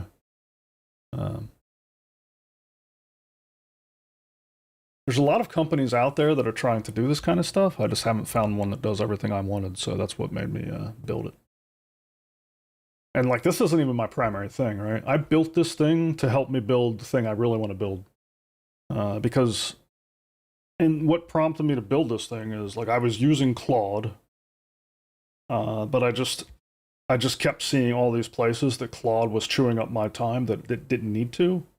And so I iterated towards this. I slowly started, I introduced the Ralph Wiggum pattern into my workflow. I have a set of scripts to like batch, automate some tasks, and then I started using Tmux to, which I use anyway. I've always used Tmux to do a lot of things at one time in the terminal, but I started using Tmux in a different way than I normally do to track all these different Claude sessions. But then I found as the code base grew that the context I was having to give each prompt was growing. And I quickly realized that, well, that's not going to scale, right? At some point, I'm going to need a way of reducing the context I need to provide a Claude invocation to just what it needs to know to get its job done. And so just things like that just kept piling and piling. I kept making my scripts more sophisticated. And eventually, during one of the overhauls I was trying to give my script-based solution, I just really broke everything. And I was doing it all in Bash, right? I was just doing a bunch of Bash scripts to like automate this workflow that I had come up with. And I was like, you know what? This is no longer suitable for Bash. Like the complexity has overwhelmed just shell scripting. And so then I ported it into the app that you see now. And I wrote a whole TypeScript backend to manage everything using nodes, process management libraries, and all that for the Claude invocations. Claude has a headless mode, and it also has a streaming mode. So like whenever you're sitting at a Claude prompt and you're typing and it's feeding all that data out, well, you can do that in headless mode, and you can tell it to stream me JSON. So my application actually runs Claude that way. It does headless mode. It tells it to stream JSON out, and I actually capture that streaming JSON from the sub-process that I spawn to populate all that into the UI that I built in real time. So it's whenever you're using my real-time application, you can drop to a chat prompt right in there and interact with it as if you're sitting on the CLI. And it does session tracking and session resumes and all that stuff as it needs to. But yeah, anyway. Local AI running. Oh, I see what you're saying. I've thought about it. Yeah, I used OpenAI at first, and Codex, and I tried a bunch of different things, and I never felt like any of them were worth using over just writing the code myself. It wasn't until I tried Claude Code that I was like, okay, this is game changing. This actually speeds me up substantially. And so I've been waiting to try the local stuff because I felt like if none of the other models could compete with Claude Code from a programming standpoint, well then how is a local LLM going to? Now I'm sure someday it will.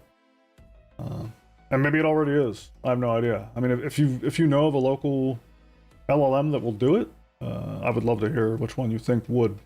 But yeah, I haven't wanted to waste my time trying to figure that out yet.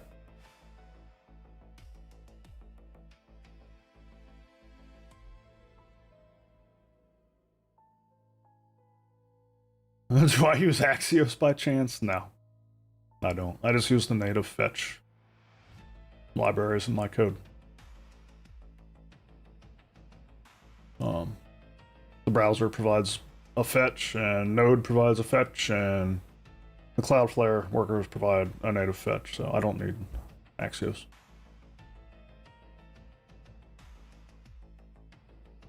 Do you like the node-based workflow of Claude? Yeah.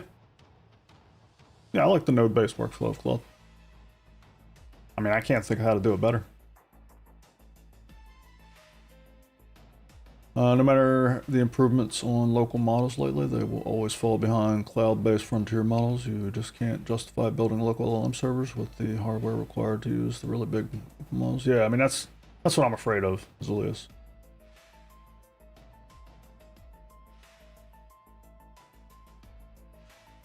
Impressed with Microsoft Copilot. It's helped review and generate complex formulas, Power BI type functions. Yeah, probably good. It's just the kind of stuff I'm doing. I couldn't get ChatGPT or Codex to do a good enough job for me to want. Now, I will say that Copilot is an amazing code reviewer. I use it as my one of my code reviewers for the stuff I'm shipping to GitHub from Claude. And Copilot by far catches the most. Not all of it is like it can do a lot of nitpicking, but it definitely catches the most. A lot of it I just discount because I'm like, that's a little nitpicky, but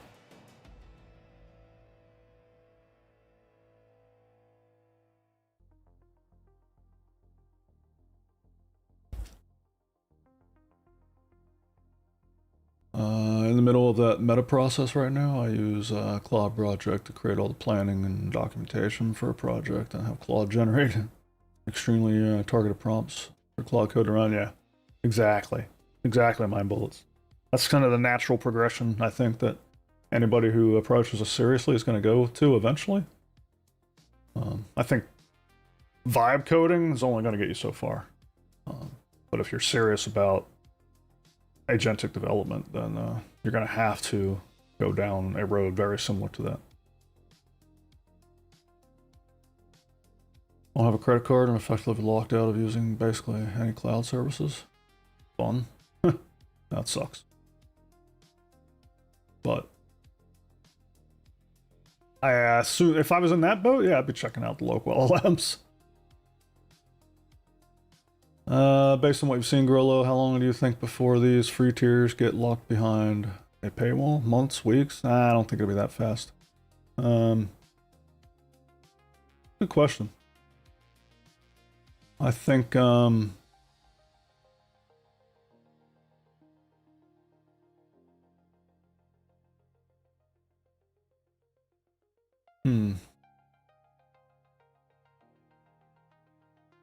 don't think the free tiers are the problems, Aether. I think they'll continue to offer free tiers because, first of all, the free tiers are usually running on older models that are cheaper to run, and they're already highly limited. Just enough to kind of get in there and get your feet wet. You're not gonna cost any of these companies a lot with their free tier. You know what I mean? I think it's these Pro and Max plans that could potentially not be sustainable.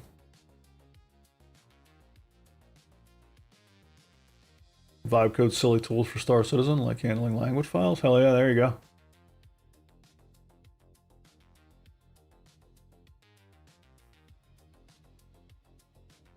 Nice and cozy to have a local setup. Against enshittification. Yeah. I would love to have a local setup for handing some things off to that I don't want to send to the cloud. I just haven't taken the time to do that. I find nodes really easy to work with personally, but that probably due to my prior experience in compositing and VFX work. I hear some people would rather work headless than interact with nodes. I don't know if I understand what you mean by nodes, Niall. I might be thinking of something different.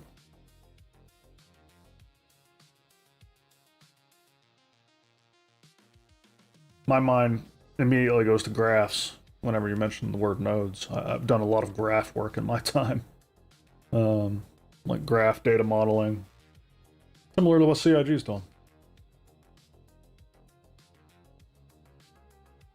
Wow, before I forget though, I'm going to kill my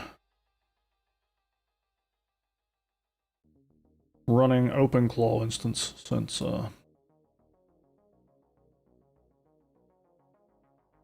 MindBullet's got that email.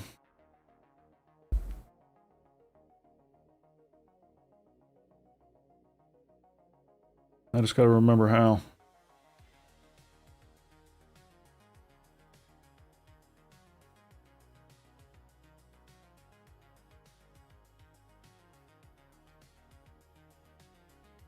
There we go.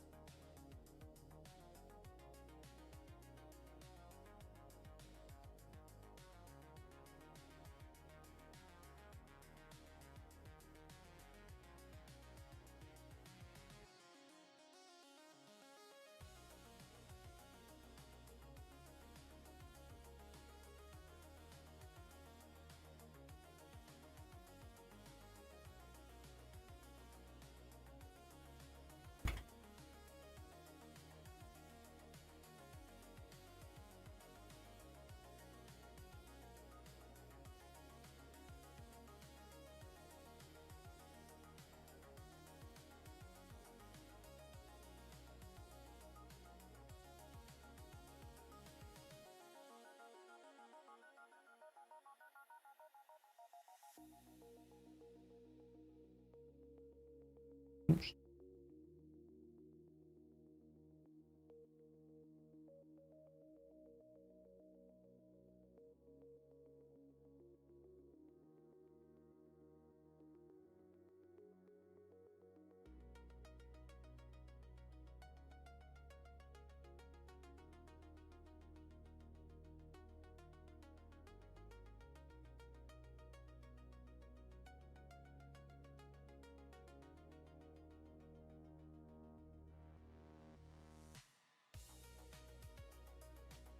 Oh shit, I need the plist file.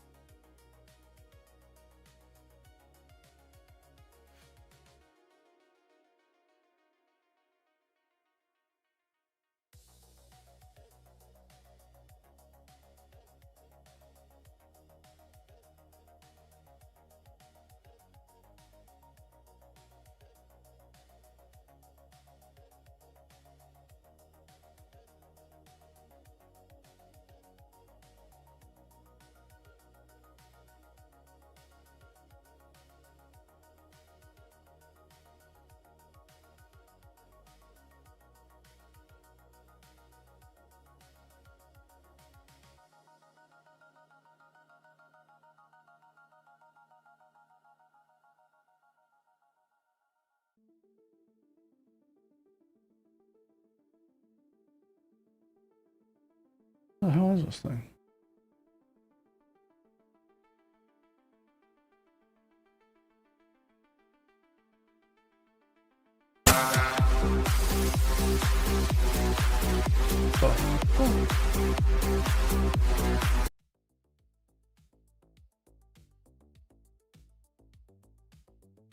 Dude, what the hell? Something just started blaring in my ear temporarily.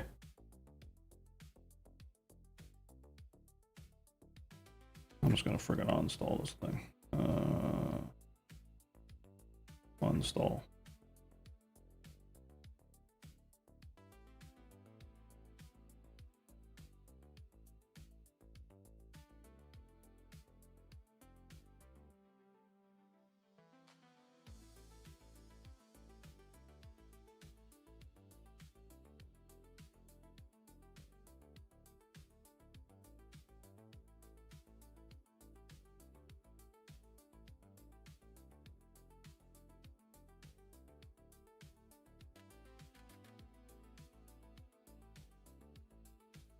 Okay.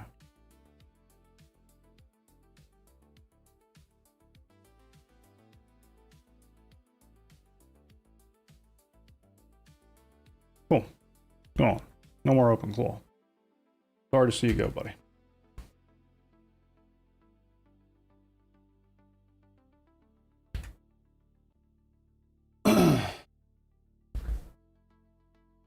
See you, my bullets. Yeah, sorry guys. I don't know where the hell that came from. Scared the shit out of me too. I still don't know where that's coming from. Or like where it would have come from. I don't have... Yeah, I don't know. So you guys heard it too? I'm very sorry about that.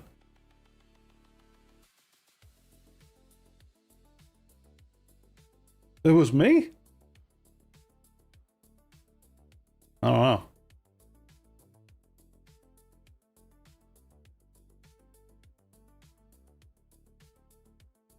Oh yeah. Physia, you subbed via Prime, man. Thanks, dude. I didn't know that would happen either. Interesting. I'll have to fix that.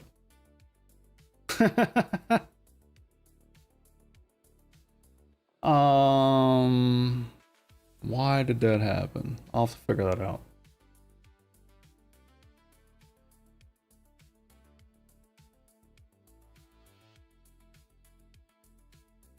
Huh.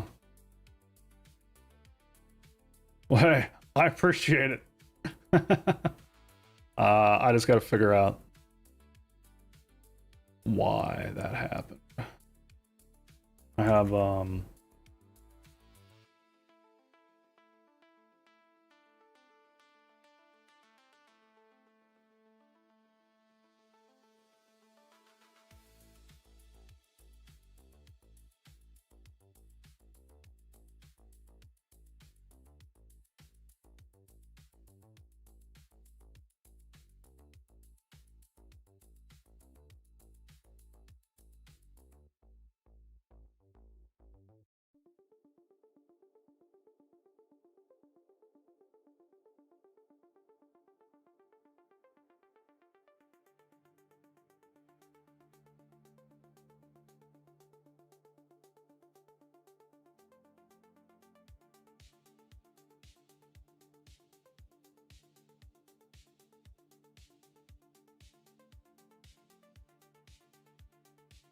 give me 1 second here.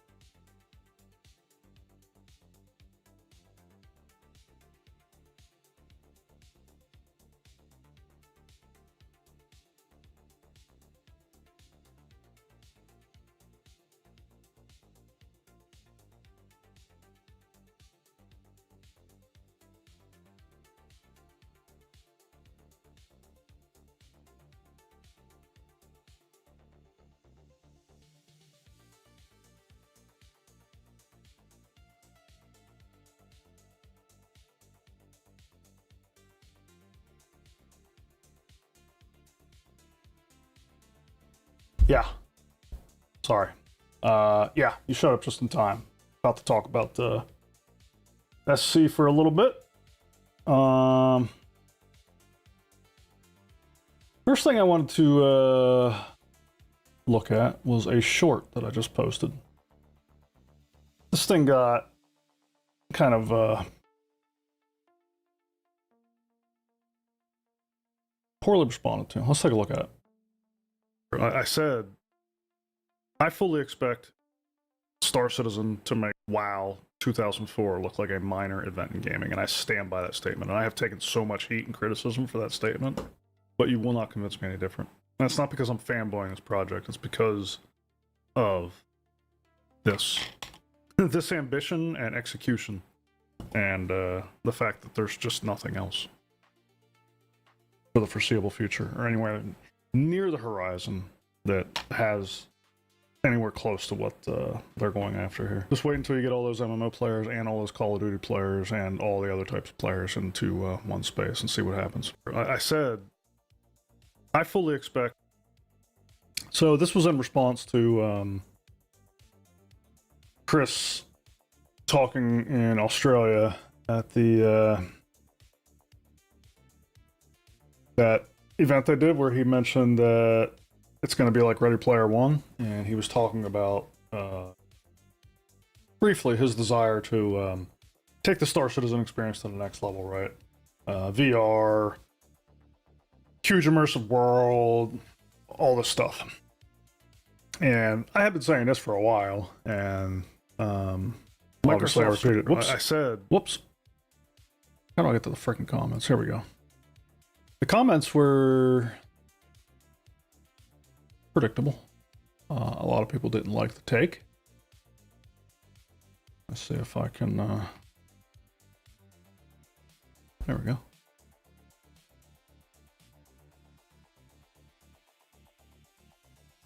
Huh. Some of them were in agreement. Top guy. I don't disagree, but people seem to love negative emotions more than positive these days. Comments showing evidence. Yeah, I think you're right. If and only if Squadron 42 is successful. Cool. It's been, what, 13 years? So 23 years for an actual game. Every year they take, their systems, graphics get more and more outdated. It's already been in development longer than any game in history. I don't know if that's true, actually. But it will be by the time it's finished, no doubt. But won't get the title until the game actually releases. Okay. SC doesn't even scratch WoW's active player numbers, though. Not even close. Okay. Let's leave out the fact that we're comparing a game that's still in alpha, where you can fall through the planet at any moment, to a game that's been in production for 20 years, but okay. I'm a Star Citizen fan, but it's a niche game. End of day.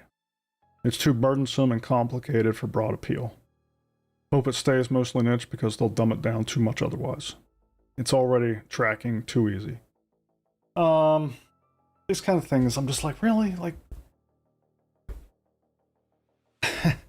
I don't know. People are focused on the now, like how the game plays now, and I get it. Like, I understand that focus, but it's easy for me to see many years down the road at how some of these systems could become less burdensome. And we're already seeing that, right? Like, we're already seeing this new inventory system where now I don't have to go over and pick a gun off the ground. Like, it's so easy for them to walk back on the burdensome processes in the game, and they're proving that. So I think it's short-sighted to look at the current state and be like, nah, I can never do that because this sucks or that sucks, or, you know what I mean? Just like some other comments here. I'm just going to do a few more, and then I got some videos I want to watch because they're very applicable to this.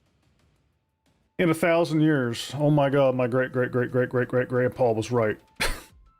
Okay. 14 years and counting since the Kickstarter, it will never be done. All people who were hyped back then are either dead or moved on. Heck, I'm not even sure if I will be alive when, and even if, the full release will ever happen. Funny. Yeah, because Star Citizen is for sure going for the budgeting gamer, right? You can play WoW on a potato PC. You can play COD on a $300 console. What do you need to play Star Citizen, and how much does having fun in the game cost? Again, this is a short-sighted perspective in my opinion, because the price of hardware goes down over time. A lot of those comments read like people who have never played an alpha? Yeah, probably. From a technical standpoint, I agree, but I don't think this game will ever become mainstream. Just look at a 1.0 version of Insurance, completely hostile to casual play. I disagree, Niall, but we're going to talk about why. It's a fair perspective. I'm not saying that your perspective is wrong, and who knows, you might be the right one. But, yeah, I mentioned hardware gets cheaper over time. It's a temporary problem. Think long term. To which they reply, that's why RAM and GPUs keep going up in price. I don't know, man. I try to talk sense, but sometimes it's yeah. I talked about whenever I started on this when I started building custom PCs, it was $50 per megabyte of memory, right? And even at the crazy expensive RAM prices of today, which is like $400 for 32 gigabytes, you're talking 12 cents per megabyte of RAM, compared to $50 per megabyte when I started.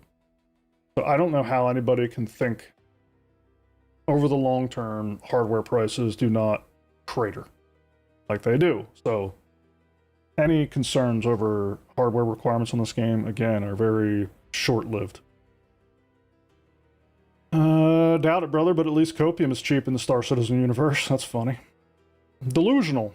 Star Citizen will never see a 1.0 release. I'm sorry, but no. WoW was released at the perfect time. Could not have been better, and yes, it is because you are a fanboy. This is the craziest, the most obvious wrong take I've ever heard. Your lack of objectivity is amazing. This is a very complicated topic, but I also hope it stays niche. But it's already too late for that. I don't think it's going to stay niche. Sorry. The WoW argument, the game was easy for just about anyone to install, and just about anyone's PCs could run WoW, and Star Citizen has still historically been difficult to... Yeah, I understand Zero, but those are all temporary problems.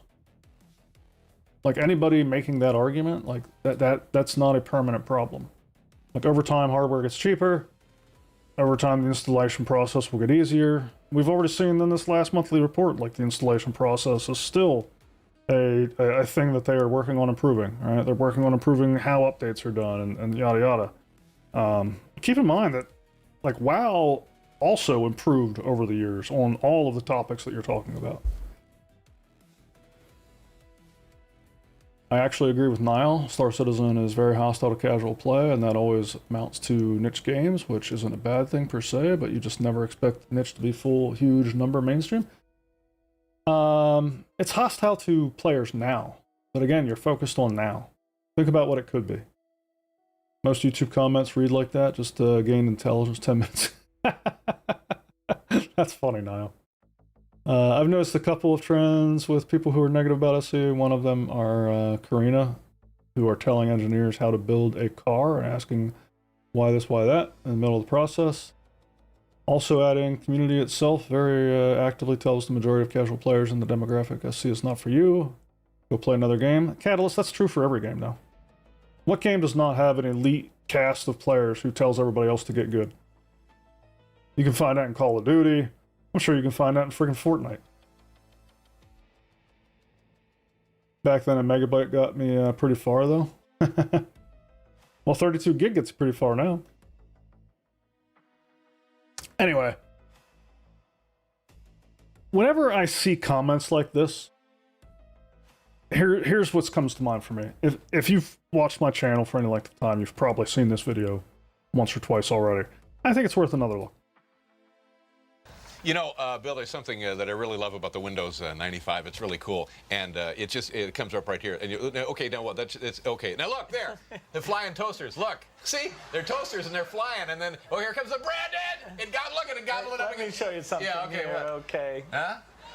Wow, cool. Make that fly. Let me see that thing fly. Wow. So what did you think of that quiz machine? Very impressive piece of equipment until it exploded, wasn't it? I've seen better. Now, at Microsoft, I have a feeling that you guys must have a vast research and development department. New ideas come across your desk every minute of every day, don't they, pretty much? Almost. Yeah. So now if something like the quiz machine failed, what would you do? What course of action would you take? I'd recall it. Recall it? But wouldn't you fire a lot of people first? No. No! I have like a million things to ask you. First of all, if you can, describe for us succinctly what it is that you did better and first that put you where you are today. What was the core of this? What was the seed? What is the essence of Microsoft? When and how did that happen? Okay.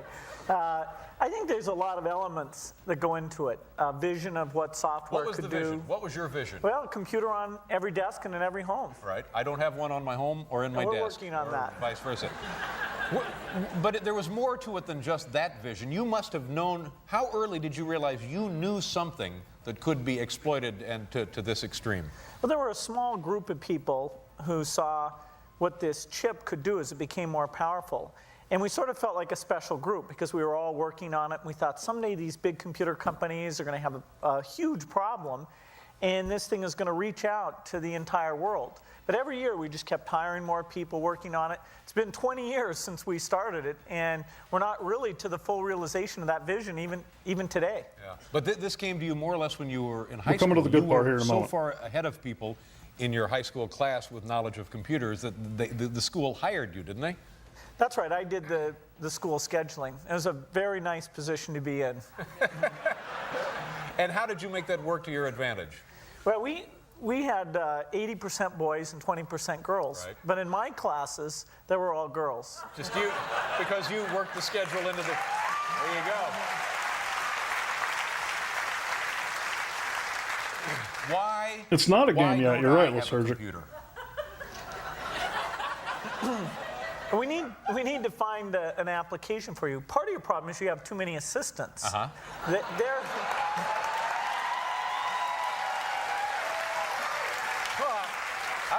Well, I like having assistants. well, they're like human computers. They're doing everything for you. Right. Maybe you should let them have computers, but I think some of them do. I certainly haven't met all of them, but I think some of them do. But I think about this, and what about this internet thing? Do you know Here anything we go. about that? sure. What about this internet thing? What the hell is that exactly? Well, it's become a place where people are publishing information. So Right. everybody can have their own homepage. Companies are there, the latest information. It's wild what's going on. You can send electronic mail to people. It is the big new thing. Yeah, but it's easy to criticize something you don't fully understand, which is my position here. Go ahead. But I Wow. Easy to criticize. can something you don't remember fully understand. a couple of months ago, there was like a big breakthrough announcement that on the internet or on some computer deal, they were going to broadcast a baseball game. You could listen to a baseball game on your computer. And I just thought to myself, does radio ring a bell? Dude, how could you hear that and not think of Reddit? Or YouTube comments? Oh my gosh. Like, this is the kind of short-sightedness that I'm talking about. Like, they're talking about broadcasting a baseball game electronically over the internet. And he's sitting there saying, does radio ring a bell? Like, we already have that. Like, what the hell is this thing going to add, right? Because you're so focused on what's right at the end of your nose, and you're not looking just a little bit further down the road. You know what I mean? There's a difference. There is a difference. It's not a huge difference. What is the difference? But you can listen to the baseball game whenever you want. All right. Too. Oh, I see. So it's stored in one of your memory deals, and then you Exactly. can come That's the back a RAM year thing later. you talked about earlier. Yeah. Do tape recorders ring a bell? Tape recorders ring a bell. Yeah, I just don't know. What can you, just knowing me the little you know me now, what am I missing here? What do I need? Your argument does not invalidate what I'm saying. I understand what you're saying, Vizia. I don't know who you're talking about. Spiked antibiotics to his wife's drink because the Russian. Oh, you're talking about Bill Gates? Dude, I'm not going to sit here and say Bill Gates was a visionary, right? I'm not going to make that argument at all. That's not the point I'm trying to make. I'm trying to make the argument that David Letterman's response to the internet was completely lacking in vision. Bill Gates did not invent the internet. Bill Gates is just somebody sitting here trying to explain it to Letterman. I don't give a shit about Bill Gates. But I do care about Letterman's response to the internet because it is so... 90% of the people in the YouTube comments or in Reddit or any place like that think like Letterman does.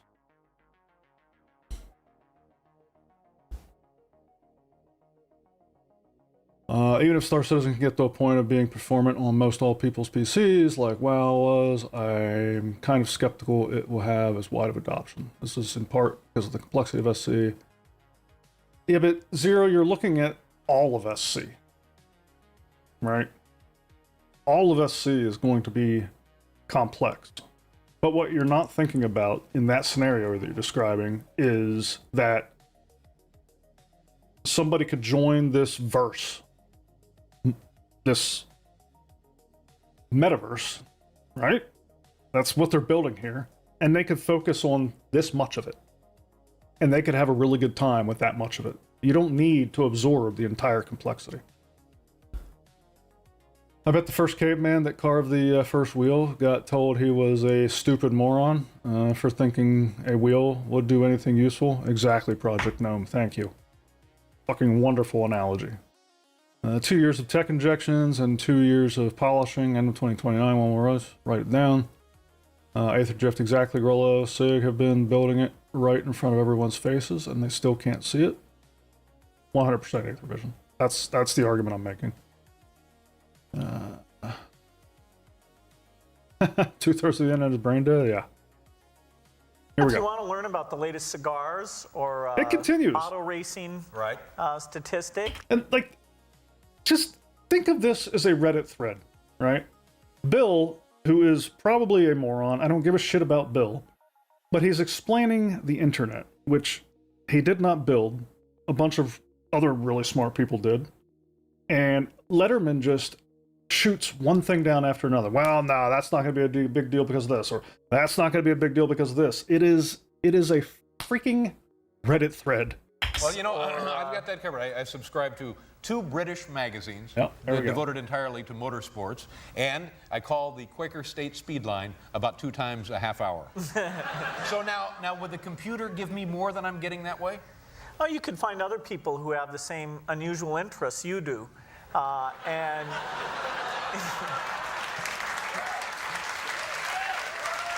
You mean the troubled loner chat room on the internet? absolutely.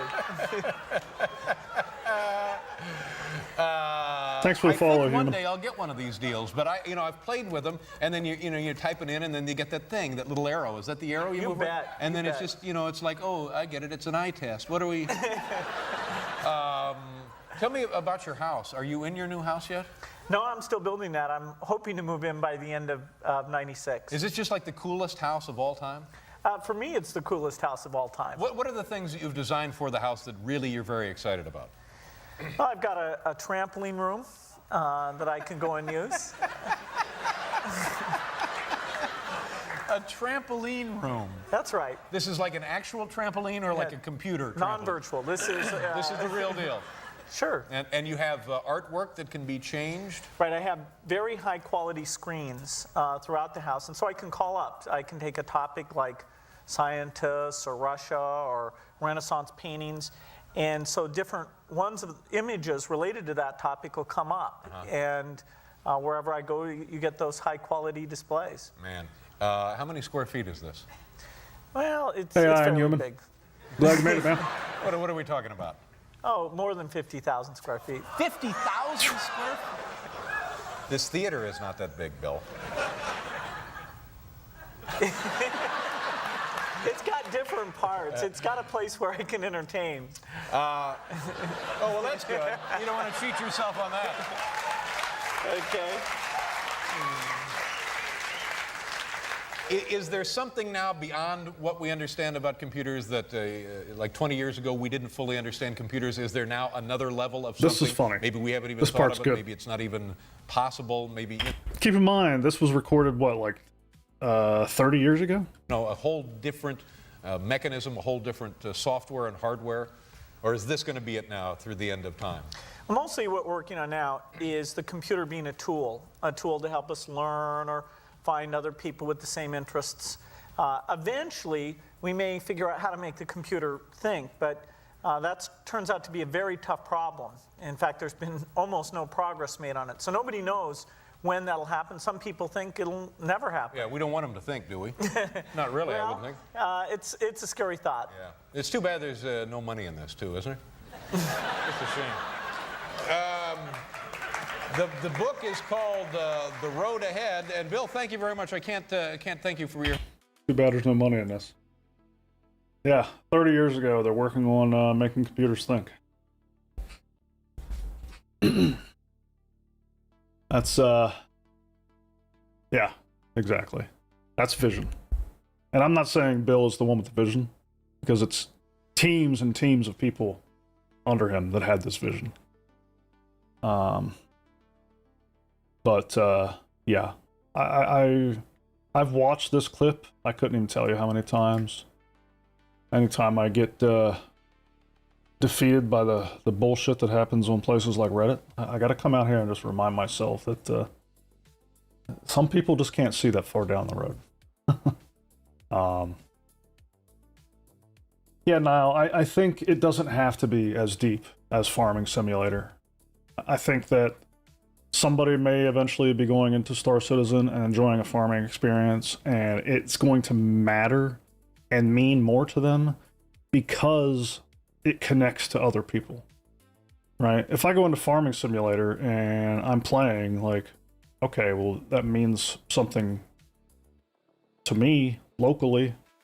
But if I could go into Star Citizen and farm on some planet, and even if it's half as deep, right? But I can actually export my goods and influence a virtual economy, that's going to appeal to some people. I'm not saying it's going to appeal to all the Farming Simulator players, but it is going to appeal to a portion of the Farming Simulator players.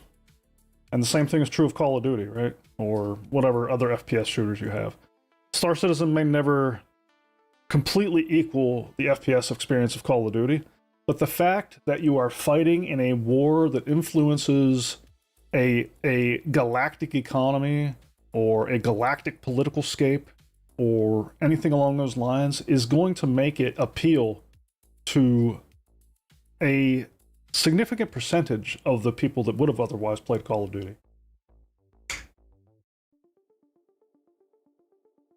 And so on and so forth.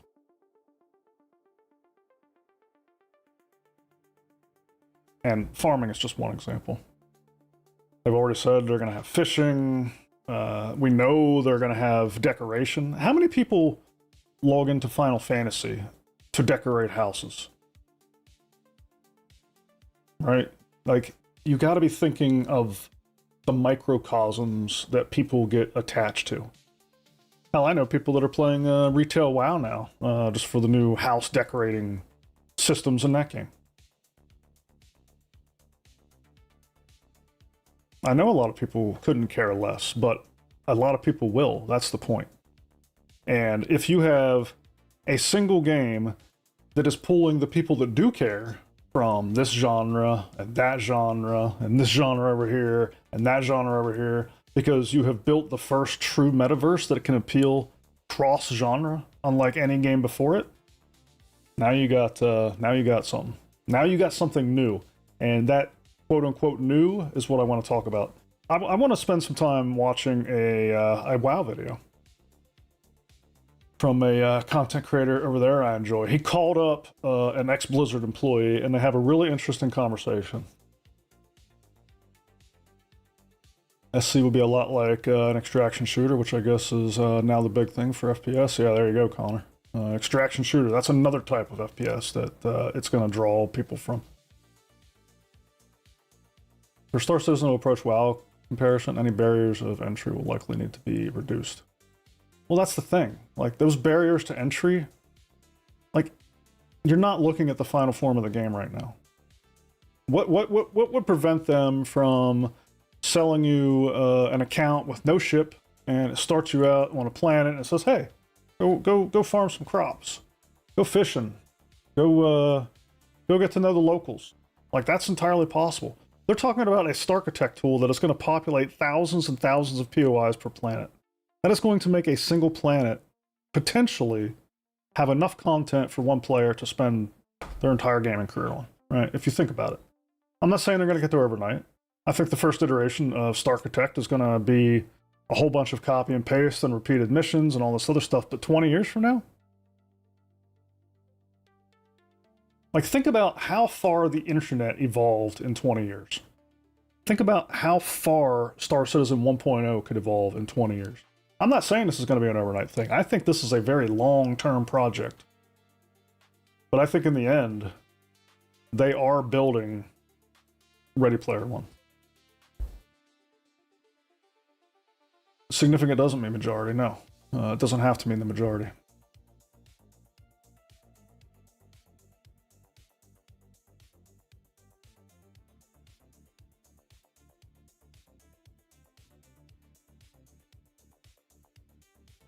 Yeah, I mean, dude, it might not even be in our lifetimes. I don't know. I don't know how fast it's going to happen, but I think it's going to happen.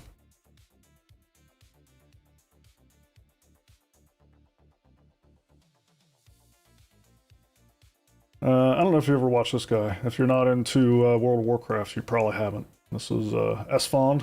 He's a really cool content creator. I've watched his stuff from time to time. I don't watch a whole lot of WoW content, but this caught my interest because he calls Jeff Kaplan to talk about WoW. And we might not watch this entire thing. I might skip ahead. I'm actually on a little bit of a time budget tonight. But we'll keep chatting while we play this. This is like a controversial statement to throw out there, but I think Warcraft 3 might be the greatest Blizzard game ever made. Hey, how's it going? Good. How are you doing? Great to see you. Yeah, you too. I'm doing So Jeff Kaplan just picked up the phone. super good. I'm excited. If you don't know who Jeff Kaplan is, I think he was the guy that did all of the story and mission work in the original versions of WoW. I know he joined Blizzard in 2002. He talks about that in this.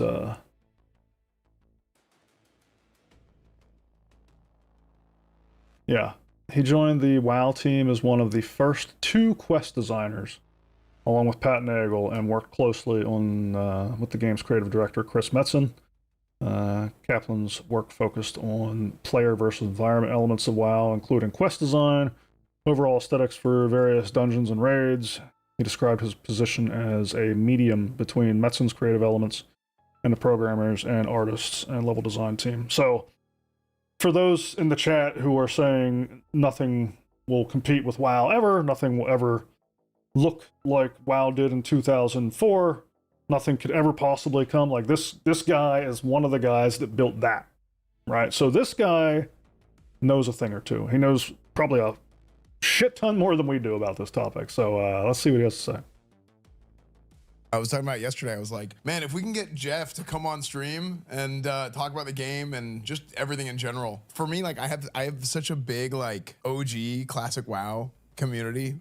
So like everybody's like super excited, obviously because of that. But then also on top of that, like I played Legend of California a couple times and people have been loving it. People think it's great. Nice. No, that's awesome. It's funny for me because Yeah, someone right, once Zulus? called me the caveman that thawed I it hate out quests. of ice because my whole WoW experience is like vanilla WoW, PBC, But there's no and denying Lich he, King, you know, Yeah. like, and that's my whole knowledge. He was part of the team that pulled in game. 11 That's when I million played it the players at their most. peak. That's when I worked on it. So it's awesome when there's classic peeps. And awesome that you're playing the new game too. It's fantastic. Yeah, He's working on a new no, it's game. funny. So that's basically my WoW experience. Which I'll Actually, check out. I actually quit whenever Wrath came out. I quit and then came back. For me, Wrath was kind of like the end of me, like, I mean, not even, it really was, Burning Crusade was the end of me like trying to play seriously. But then in Wrath, I told you before, I play Ret Paladin.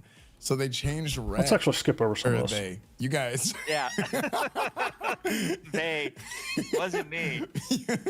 You guys, Kevin actually. Kevin George. Things from like 20 years ago. And it's like, guys, this like we've been through this. Why are we even talking about this? Yeah. Like, Yeah. we know where this discussion leads. That's kind of what's happening a lot right now with like, I mean, have you followed along at all with like WoW Classic, like news or anything like that, or like this whole like Classic It's a good Plus spot. thing?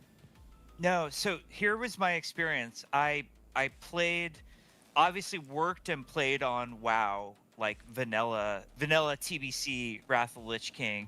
Then I moved off the team, and I was still like, I was very good friends with the WoW team. I would consult with them, like especially on Cataclysm, but I wasn't involved in working on those things. And then I very casually played all the WoW expansions. But by casual, I mean like Cataclysm would come out and we'd play it for maybe a month or two and then cycle out and, you know, kind of rinse repeat with Pandaria, Legion, etc. I think the last like actual full WoW retail expansion I played was Battle for Azeroth. And then right around that time, Classic came out. I never played any of that And stuff. I've always said this thing where I believe I video quit in games Cataclysm. don't age well. Like novels and music and movies, they age phenomenally and they become classics. And I'm like, video games, you try to go back to an old video game and it's just junk. And then weirdly, WoW Classic was like magical when we played. I think it was 2019 or whatever. We had a group. We all rolled together. Of all things, we got up to Upper Blackrock Spire, and we only had, I think it was either 6 or 7 level 60s. And we're doing Upper Blackrock Spire, and my guild broke up over loot drama. Like the hunter and the rogue got in a fight over the pauldrons. There's something very funny the about Noble Kaplan running a guild that Pauldrons. breaks up over Yeah, loot drama. was like such a meme that the hunter looted it, and we're like, really? Like, because you remember, like, the hunter looted everything. Like, everything was hunter loot. We just loved, like, Classic was so awesome, but, like, it was literal loot drama, broke up our group, and then we just got busy. Like, it was, you know, like, life went on and moved on. And I've heard about, like, Classic. The thing that interests me more than Classic Plus was Classic Hardcore. Really? Like, Okay. I just thought that was brilliant. And, like, I watched the YouTube videos, like, especially the compilations of just the faces of the people who are losing their characters. Yeah. There's a big That like, is some funny shit to superiority watch. thing I think that goes on there because people love watching those and they're like, oh man, these guys are so dumb. Yeah. Yeah, totally. I watched would all never that, play it, and but then, it was funny to watch. One of my favorite YouTubers is this guy named Aqua FPS. Okay. And he's just hilarious. Like he used to stream and make Rust videos, but he got really involved. Like he was one of those dudes with WoW Hardcore Yeah, Classic. dude. Nothing where destroys he would guilds those in WoW guys that except just, for like, loot drama, have a basically. group and they're all like leveling to like 7 and 8 in Duratar. And There's then like a they're doing the rule, right? Every I guild forget what the eventually duel to the death is implodes called. And then loot Mugger, drama. Yeah. So they do that and then they get their characters killed. And then they're just like in this endless chain of leveling up to 10 so they can duel in like Crossroads or, you know, Duratar. And I could watch those videos all day long. Like they're just amazing. Yeah, there's something It's one of the reasons I love games like Star Citizen, where the loot is common. Like anything you're going to pick up is you can find anywhere, right? I love those types of games because you just don't deal with that shit. so comfortable about watching like vanilla WoW leveling because I was talking about this last night, kind of thinking about like Burning Crusade leveling versus vanilla leveling. And I do not like leveling. I've never been like Yeah, we can skip one of those this. guys. I always would have like one character, max level, I don't and care I about guild lead. leveling. Nobody ever goes in and WoW with like the vendor list, which a bunch of junk, and there's like 2 people like RPing in there. Just you're like, what are you guys doing? Like, how long have you been here? I just love online worlds. Yeah. You know, just hanging out, with strangers, and like Me I too. don't know, it's just kind of magical. But I'm curious, what server did you play on back in the day? I played on a bunch of different servers. I'm trying to think. I think I'll actually link this 'cause for we anybody moved who wants to around. watch the whole thing So after without on me skipping Horde, around. We were on Black Dragon Flight, which we had switched. We in the originally chat. rolled in You can Horde. save this for later Actually, if you wanna forget watch the the whole server, thing. but it was PVE, and then we quickly decided we wanted to be on PvP instead. So we rolled on Black Dragon Flight, and then we had a friend who was playing Alliance. And if I don't know if you remember this, but the Penny Arcade guys had this whole rivalry, and I think it was Penny Arcade versus PvP Online, and a new server was coming up, and they were going to be Horde and Alliance on that server. Here too, man. And that was Nothing Dark Iron. ever was and bigger. we ended up going Alliance on Dark Iron, not because we were like trying to fanboy out on the Penny Arcade guys, who I did love. I've heard so and I many loved stories their like that, comic, Zero. But it It's was more insane. that we had this one friend who rolled there, and we just read. But even if you didn't abuse the loot system, like I ran several guilds in WoW over the years, and I can tell you, I was by the book. I would never abuse it. I even implemented, I don't know if you heard of a guild called Onslaught, but they come up with this really nice, transparent system where everybody would basically publish their list at the beginning of a raid tier and say, hey, here's the gear I want out of the raid, and they would prioritize it, right? And it would go into a spreadsheet, and you would compute the order that people got the stuff based on their attendance and the priority they gave that item. And every night that you would raid, you would have a list that was generated and said, hey, if this item drops, it goes to this person first, this person second, this person third. And it would do that for every possible item that a raid would drop. There was nothing more transparent. And our guild still imploded over loot drama because eventually somebody got tired of waiting. And it just so happened they were connected to a friend group of 5 people. 2 of them were main tanks and yada, yada, yada, right? Like, that's why it doesn't even matter if your guild leaders are completely by the book fair. Every guild eventually implodes to loot drama. Randomly ended up Alliance on Dark Iron, so I played there for a long time too. Okay. Yeah, so I whenever I first started playing, I first played on Illidan, actually. It's so funny skip a little bit. because I was watching who these guys were, and the guy who recorded the video of the specific of In World of Warcraft and, Yeah. and don't even know. Yeah. No, just living in that online space, escaping to that world where anything's possible and all sorts of goofy stuff Yes. happens all the time. It's just the best. I mean, I just love it. I'm so happy to be working on open world game again. I wish we could have made one for Overwatch. And for the comments earlier, like, I totally agree with whoever was pointing out that, like, not everyone cares about being connected to other people. I totally agree. But we know that, dude, there's a lot of people that do like it. Or else games like WoW would have never hit 11 million players. You wouldn't have millions of players playing Call of Duty against other players. You wouldn't have millions of players in Fortnite playing against other players. You wouldn't have millions of people on private Minecraft servers playing with other players. Right? People do like connection. Not everybody. But there's so freaking many.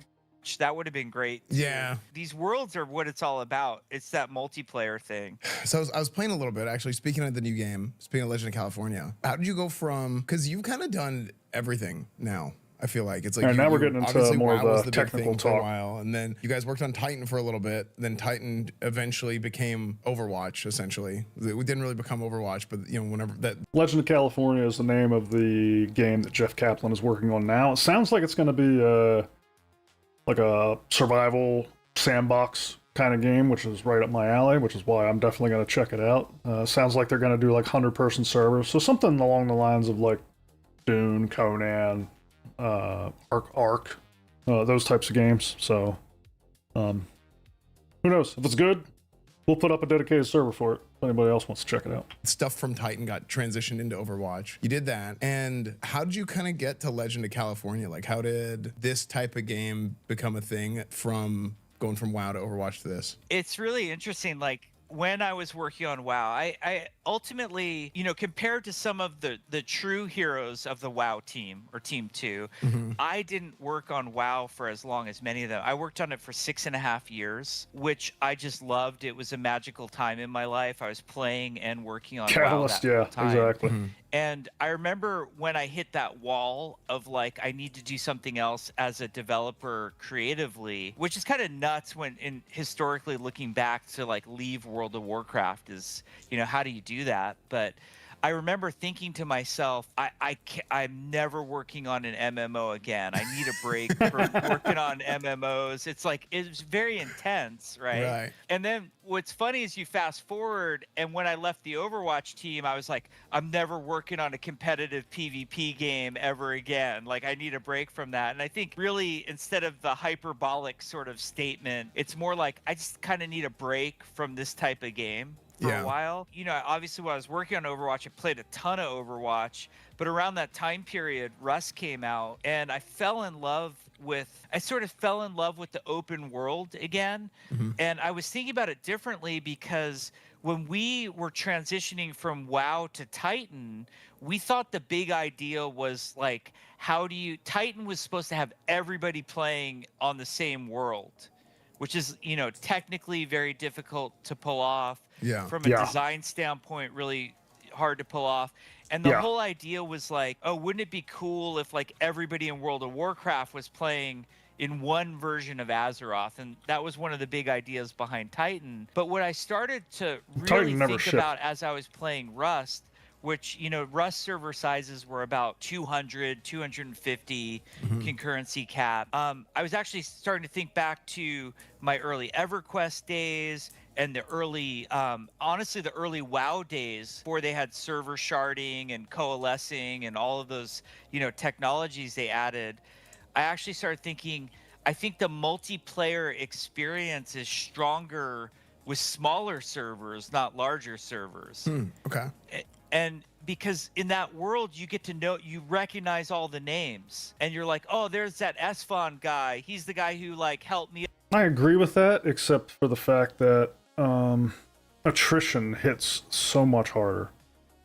So it's a really difficult problem to solve. Like, I remember back whenever I was playing WoW in 2004, you got to know a lot of the people on your local WoW realm, right? And it was a lot of fun going into a battleground, because back then battlegrounds were only on your server. You only played against people on your server. And so you got to know all the people you were fighting and everything. And I agree, a lot of fun. However, as soon as people start dropping off, the experience goes to shit really fast. So it's kind of a double-edged sword. And a lot of games now will try to combat that with server merging. Like, okay, well, once your server loses enough people, we'll merge servers. And it's like, that always has all kinds of problems depending on the game. It's a little easier in a game like WoW, but any game that has like territory control or anything like that becomes freaking messy as hell. So, while yes, I agree, smaller is more intimate and often better, it also is a lot more subject to population variance. Up when I was in trouble as a newbie, and you know, he had the awesome armor. I saw him run through town, and I just played so much Rust, and I really wanted to get back to, and I missed working on WoW. You know, I really miss like the online, you're not optimizing on a game like Overwatch. It's so much about like optimizing the competitive experience for complete fairness and whatever. So I just really, they're making fun of how I pronounce your name. I'm so sorry. How do you pronounce your name? No, well, it's Esfand, but like it's just such a meme that it's just super funny. I'm so, because I'm thinking of the quest giver in Duskwood, you know, Isvan. Oh yeah. Yeah, which it wasn't. That's a magic card, which was the original name of the quest in Duskwood. It was the Legend of Isvan, but we're like, that belongs to Wizards of the Coast, and we're gonna get sued, and so it got renamed to Stalvet. Well, I wouldn't say it's an unsolvable problem, Catalyst. It's an unsolvable problem whenever you're trying to keep the population intimate and known. But WoW has done a pretty good job at solving the player drop-off problem. They just they do mega servers and dynamic sharding. That solves the problem pretty well, right? But at the cost of knowing the names you're running across. And then so S-Fan. How do you say it again? Say it one more time. S-Fan? S-Fan. Okay, Yeah. it's basically you pronounce it exactly how it's spelled. Yeah, and not yeah. like an idiot, which is what I'm doing. But, yeah. Wait, so Legend of Stalvin was originally going to be Legend of Istvan. Yeah, well, that Yeah, was like exactly. the inspiration. It's was there. it's just like all things in tech, right? Catalyst, it's a trade-off. You got a problem at this end, and you have a problem at this end, and where do you put the pendulum between those two things? So you're often choosing the lesser of two bads. There was a magic card that Uh-huh. Metzen thought he loved that magic card. He thought it was awesome. Mm-hmm. And he and I were working. Me, Pat Nagel, Michael Chu, and Metzen were working on Duskwood, and we were like, "What are some of the storylines we want to do here?" And that one was inspired by a magic card, basically. So yeah, I don't know if anybody ever knew that, but that's how it came about. Is it this Uncle Istvan? Yeah. Yes, that's exactly. 1994. Yeah. Pretty sure I had that card. Date myself or Metzen at all, but that's our era, man. Who played Magic here? You know what I mean?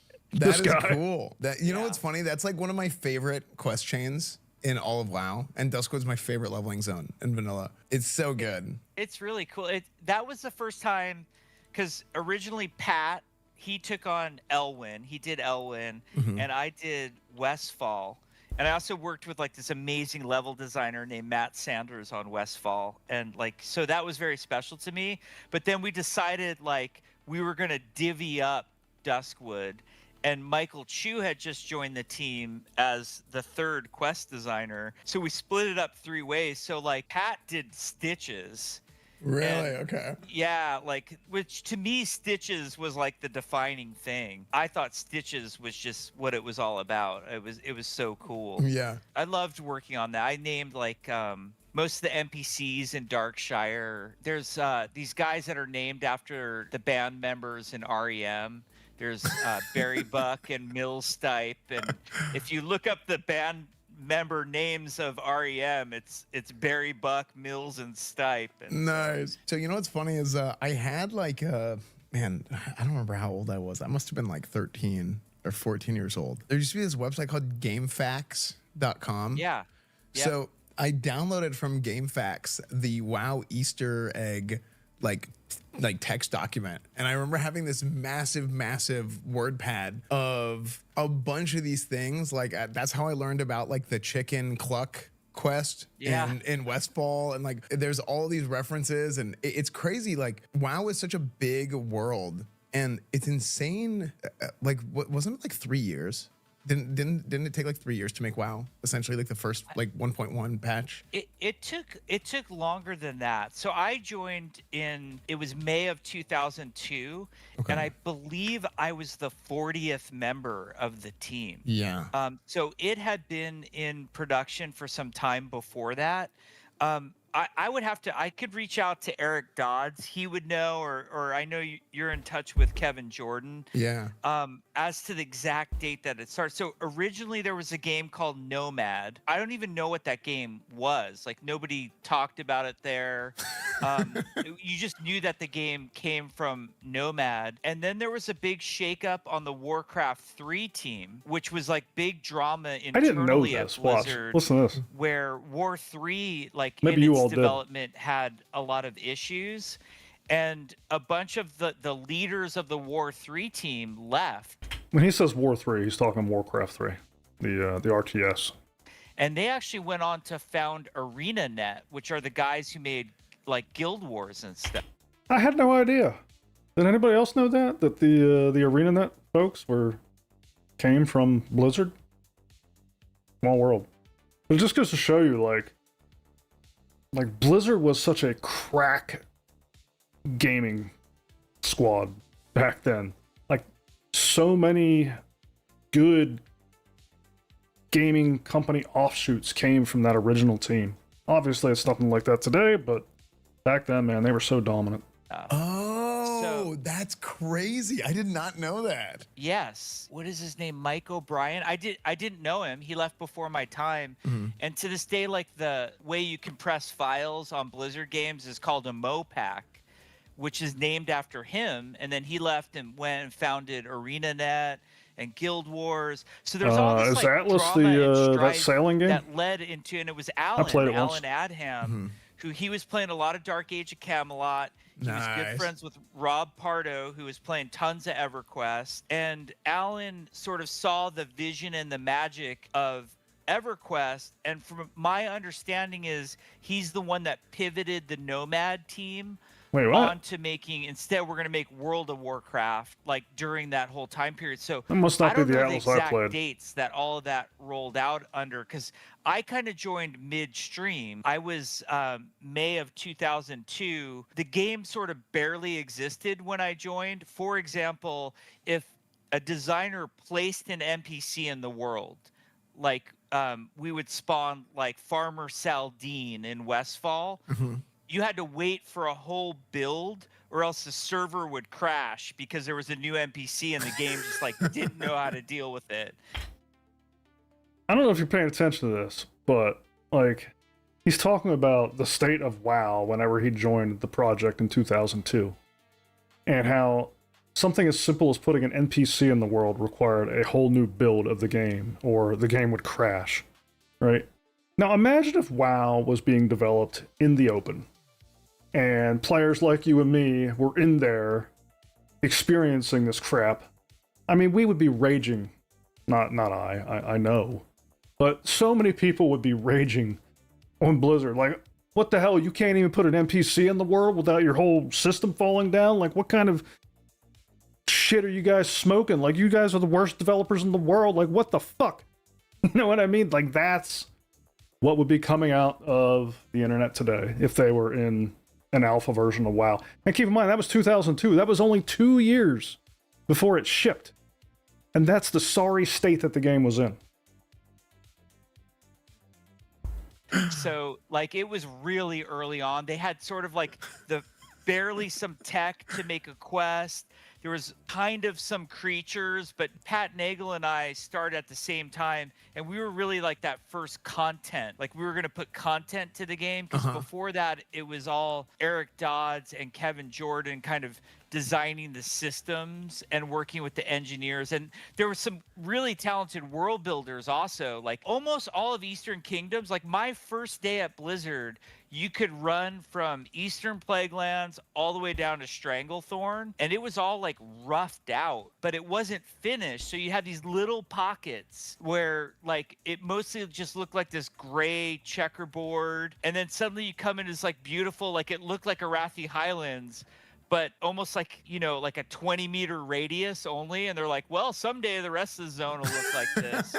But it was really cool. It was, That's it crazy. was super awesome. Man, that is so cool thing about. I mean, I've always heard stories, and I had a chance to talk to John Stats a few years ago, actually, about a lot of the level and world design stuff. But it's so interesting to hear. It's like you joined in 2002, and even in 2002, it's like they know what the world is going to look like. They knew what everything was already, like the blueprint is already there. Maybe it's more predictable, or you have like a pathway laid out a little bit more because of all the lore and the story from Warcraft 1, 2, 3 leading up to it. So you kind of know about some of the zones, you know about like, you might know about Ashenvale or like Hellfire, and you might know about these different things already. So maybe it makes it easier to place.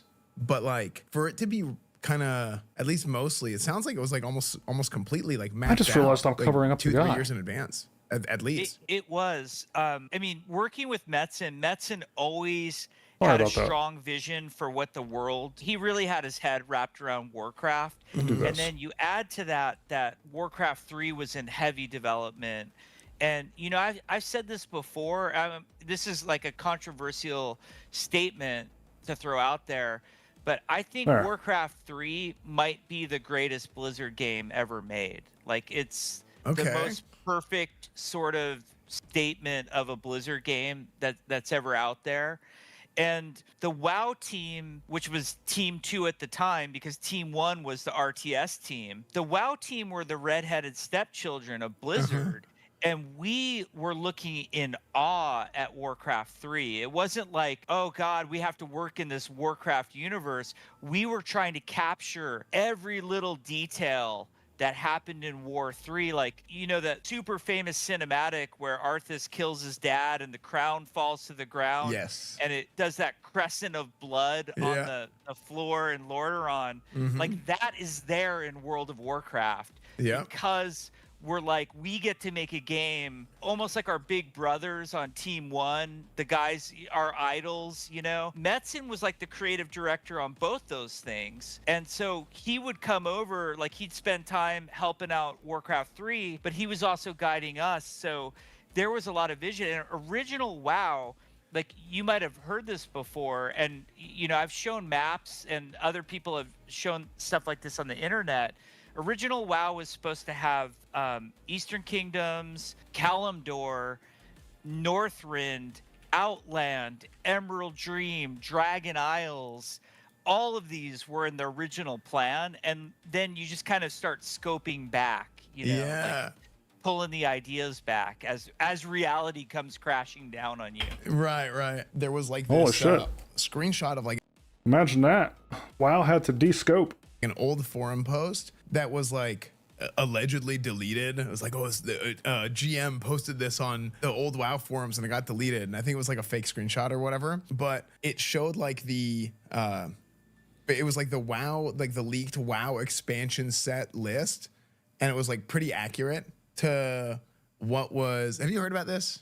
I have. The thing was, it's very predictable. The WoW expansions, you know, like, so it's not too hard, like, especially after we shipped vanilla WoW, to go, if I was going to make a WoW expansion, which should be next. And I still remember the day we were deciding between Northrend and Outland, like which should come first. And we knew at that point we were going to make both. It was just which should come first at that point. So yeah, man, that's so interesting. My WoW experience and like comes from the same exact era when you were on the WoW team. So I'm vanilla, Burning Crusade, and a little bit of Wrath. But like the lore and everything, and going back to what you were talking about with like trying to live up to Warcraft 3, I didn't play Warcraft 3 until like years later. So for me, whenever I went back and I played Warcraft 3 and got to see like all the stuff with Illidan and Kael'thas and, you know, Lady Vosh and game, but you and Pat Nagel figure it out. And, you know, Pat had been tech support up until the day he and I started as quest designers. And like, go ahead and figure out this game. What an amazing opportunity. But like, you know, we didn't build that legacy. We were just lucky enough to be along for the ride of these amazing developers and part of the experience. There's a bunch of different skills. I'm gonna use a WoW analogy that I talk about a lot because I think it applies to everything in life. I always say that there might be, it's not as simple as like PvE and PvP, right? Like, are you good at PvE? Are you good at PvP? Within those two like subcategories, there's all different types of skills. So if like you're a PvPer, like you can be good at dueling, or you can be good at arena, you can be good at battlegrounds, world PvP. Like there's all these different skills. So I think like laying the foundation, I want to get to laying out another point here. And if you don't follow baseball at all, this analogy is not going to make any sense. But in baseball, there's kind of starters and finishes. This analogy is not going to like baseball. Important. I think it's cool to see. Like I think it's all like super important. I often describe game developers like baseball pitchers. And if you don't follow baseball at all, this analogy is not going to make any sense. But in baseball, there's kind of starters and finishers. You know, it's like there's these pitchers that you want like at the very beginning of the game, and then there's these pitchers you bring in to like close out a game. And I think game developers are like that. And oddly, like the majority of game developers professionally are brought in to finish games or keep existing games going. Very few game developers actually make games completely from scratch, from the blank page. I'm now lucky enough in my career, I've gotten to kind of play all those roles, but more often than not, like if you're kind of just getting into it, or even if you're like moving around throughout the industry, you're kind of coming onto these big established juggernauts.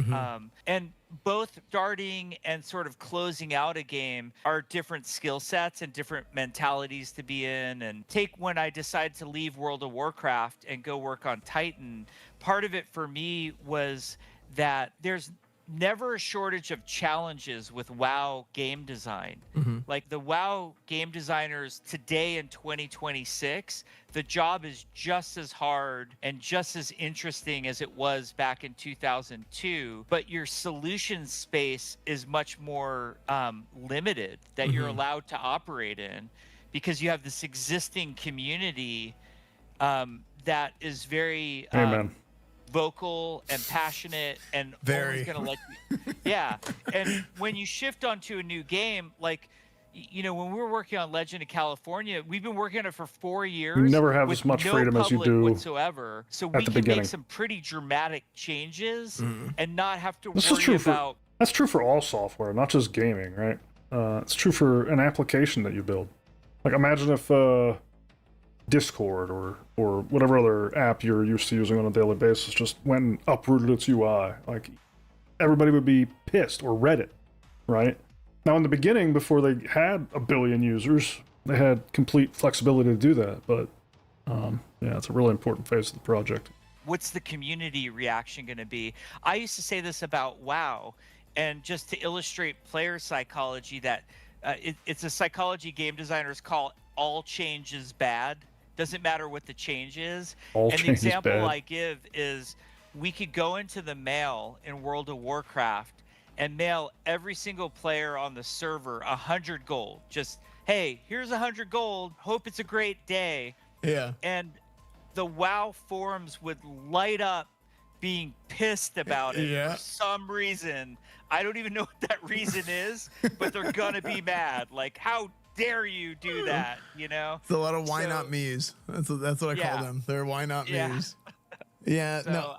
Oh, go ahead. Sorry. no, I'm just having fun. It's fun to talk about this stuff. Yeah. Well, no, it's fun to hear about it, because, you know, everybody kind of has their opinion on something, but nobody really knows. Like, everybody sees the world from their own perspective. So whenever you see something or Yeah. hear something from somebody else's perspective, it's just super interesting, because especially for something that was such a big part of so many people's lives. That's what right? complicates discussions and debates. You know, whether it's WoW or really any game that people spend so much time playing and has been around as long as it has. And you mentioned how you can make big sweeping changes to Legend of California because nobody knows about it, and it's like, hey, you know, our team, which is really all that matters at this stage, is the ones who's making this decision. It's kind of like funny analogy. But it's kind of like whenever my guild, I'm streaming, I do a raid, loot drops, and then I run my loot council the way that I do. I've always successfully ran guilds for many years across expansions. You know, people like the way that I handle things within the guild. But then if somebody outside of the guild doesn't like it, they get really upset about it, even though it has nothing to do with them or doesn't affect them. Most people are in a situation where people outside of their guild are not seeing how they run their guild or how they run their raids or anything like that. So it's kind of like the situation you guys were in. So it's like you basically turned on the camera after 4 or 5 years, and then this is what you have so far. But if people saw it from the beginning, they'd be like, wait, I really like that thing. And then they might get upset because that thing that they liked, or that feature they really liked, that you guys were like, oh, we can't really iterate on this. Like, this is like a cool idea, but it doesn't really play out. I feel like WoW was a lot like that too. Now, keep this in mind, right? He's talking about basically the infinite flexibility that projects have in their infancy to make changes, and they lose that over time as players, as they gain players, and or as those players gain visibility into the project. And he's repeating that here. Now, imagine if WoW had been open from the beginning. How much its hands would have been tied. Quote unquote. Just the fact that CIG is developing in the open and they're upsetting people the whole way through because they don't have that period of infinite flexibility that these other game companies have. I just hope that like this thinking and reasoning and hearing this from these guys is like resonating, right? On how much difficulty that adds to CIG's plate.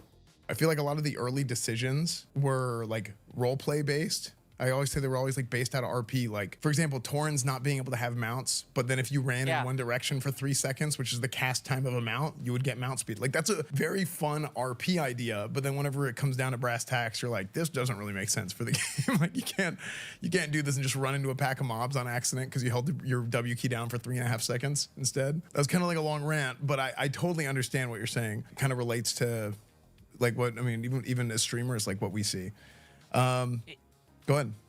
It's kind of a double-edged sword because on the one hand, developing in the vacuum is wonderful and it allows you space to be creative and space to make bold decisions and change things. Like, for example, in Legend of California, we've changed the death system probably 6 times now. Complete overhaul of what happens when you die. It's a hard problem in any game, and obviously like changing it now, even after like this alpha test is extremely limited, there's like 200 people in it, but changing it 6 times. Imagine if CIG gave us 6 different iterations of Death of a Spaceman. now is going to be even more difficult because of the community reaction. Yet on the other hand, like as game developers, I always call like game developers, there's a pyramid. At the top is their artists, then in the middle they're entertainers, and then, you know, the sort of bottom of that is a business as well. We have to keep the lights on. But the entertainer part of game developers, we're the most introverted entertainers ever. But you've got to push us out on the stage. Like, yeah. We have to have, we're not making this game purely for ourselves. We're making this game for players, and players need to touch it and interact with it. So as much as it's been very nice to have, you know, 4 years and make all these decisions in a vacuum, we really need players to be experiencing it. We need to see what they're reacting to positively. We need to see what they're reacting to negatively.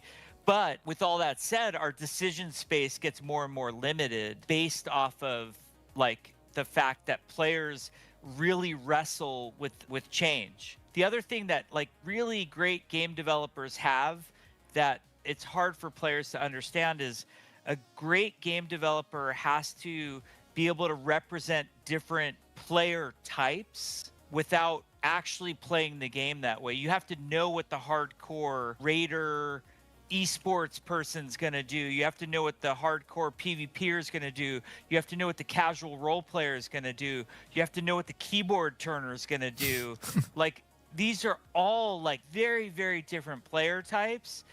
And it's not fair to just think about one of them at any one time, because any decision you make is it's gonna really have ripple effects onto everybody. I think about that a lot. Like when I was playing WoW and working on WoW, it's why you don't just read like just one subreddit or one forum or one community or just watch one YouTuber. Like you have to like expose yourself to all of it, so you kind of get a much bigger idea, because communities are these little echo chambers. You know, they're just going to reinforce a point of view that is not always right or healthy for the game. Like they're all lobbying essentially. Right. They're lobbying for that moment in the patch notes where they're, ah ha ha, we got the Ret Paladin nerfed. I want to hear this one more time. Healthy for the game. These are all just watch one YouTuber. It works. And it's not fair to just think about one of them at any one time, because any decision you make is it's gonna really have ripple effects. This applies to what you were just saying, Catalyst. I agree with you that you need to be developing with the players in mind, but you also cannot develop by committee. And onto everybody. This segment, I think about that a lot. Like when I was playing WoW and working on WoW, relates to that. It's why you don't just read like just one subreddit or one forum or one community or just watch one YouTuber. Like you have to like expose yourself to all of it, So you kind of get a much bigger idea, because communities are these little echo chambers, you know, they're just going to reinforce a point of view that is not always right or healthy for the game. Like, they're all lobbying, essentially. Right. They're lobbying for that moment in the patch notes where they're, ah, ha, ha, we got the Ret Paladin nerfed. Finally, look, we did it. You know, it's like, I don't know, man. A sixth of all players are Ret Paladins. Like, Yeah. I'll give you a weird example of what I'm talking about. In early vanilla WoW, there was the Horde Alliance split. And in Korea, everybody played Alliance. Everybody wanted to be Alliance. Okay. And there was all sorts of like speculation about why. Like, oh, over in Korea they prefer the prettier looking races or whatever. I don't really know. Like, I think it was just all speculation. And we had people from our Korean office saying, hey, Jeff and Tom, this is when me and Tom Chilton were running the project. They're like, hey, Jeff and Tom, you guys need to let us turn off new character create on Alliance to force balance out the Horde.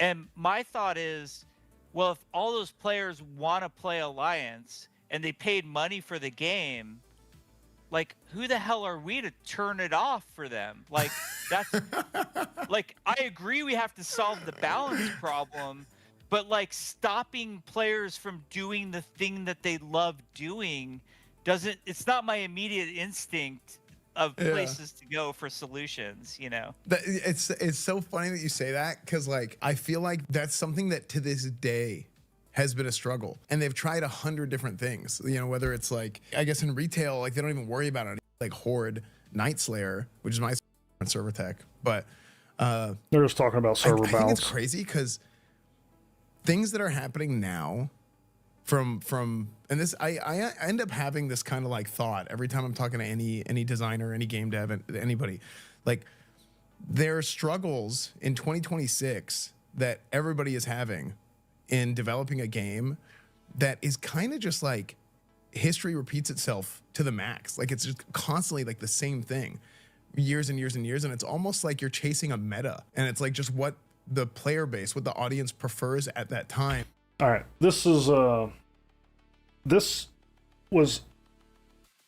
why this what they're about to talk about here is why I felt compelled to share this video. So pay attention to this. And then seeing a Back up like, just it's a minute. that is sick game dev, and I end up having things that are happening now from and this I end up having this kind of like thought every time I'm talking to any designer. This ties any back game to dev, the anybody. short that we Like, watched there are struggles in 2026 that everybody over a is half having hour ago now. in developing a game that is kind of just like history repeats itself to the max. Like, it's just constantly like the same thing years and years and years, and it's almost like you're chasing a meta, and it's like just what the player base, what the audience prefers at that time, and then things will just change, things will just rotate back to what they were. Am I right about this, or am I simplifying it too much? No, I mean, it's very complex, and I think everybody has their own opinions of what's going to happen. I feel like as a game developer, the thing to not do is chase. I feel like chasing gets us into the loops that we get into of like, oh, another one of these, another one of those. Like, if you think about it, there was World of Warcraft, for example. It was the king of the mountain of online games, like, undeniably. And if you think about where did audiences move after World, and let's face it, most of the audience is still playing World of Warcraft, but like, if you think of online juggernauts, it wasn't the 20 MMOs that tried to chase WoW. It was games like League of Legends and Minecraft. Because if you're going to play an MMO, WoW was just it. That's where the community was. It doesn't even matter if WoW was like better. You could argue, like, was WoW better than Star Wars, the Old Republic, or Warhammer Online? It didn't even matter because it was the incumbent that was going to hold that seat. And when big new audiences formed, that's where you had things like League of Legends and Minecraft. And if you think about, like, okay, what are the games that tried to chase League of Legends? didn't unseat League of Legends, it started to be things like Overwatch and then PUBG and then Fortnite. Chasing isn't the right thing. You know, you're not going to beat Fortnite with a different Fortnite. I mean, Yeah. it was kind of sad because PUBG came out, and Dude, I love PUBG. Oh, it was amazing. Dude. I like PUBG. I can't give enough praise for the game design of PUBG. Like, it was so good. And for me, like, I never got into Fortnite because that PUBG, like, something about the world. I like, know. you're wearing- I totally agree with you, by the way. I've talked about this so many times, but keep going. Sorry. I'm excited. It's funny, you're wearing your shirt, which I love, by the way, straight out of Stormwind. yeah. I have a shirt that said straight out of Polchinki, which is from PUBG.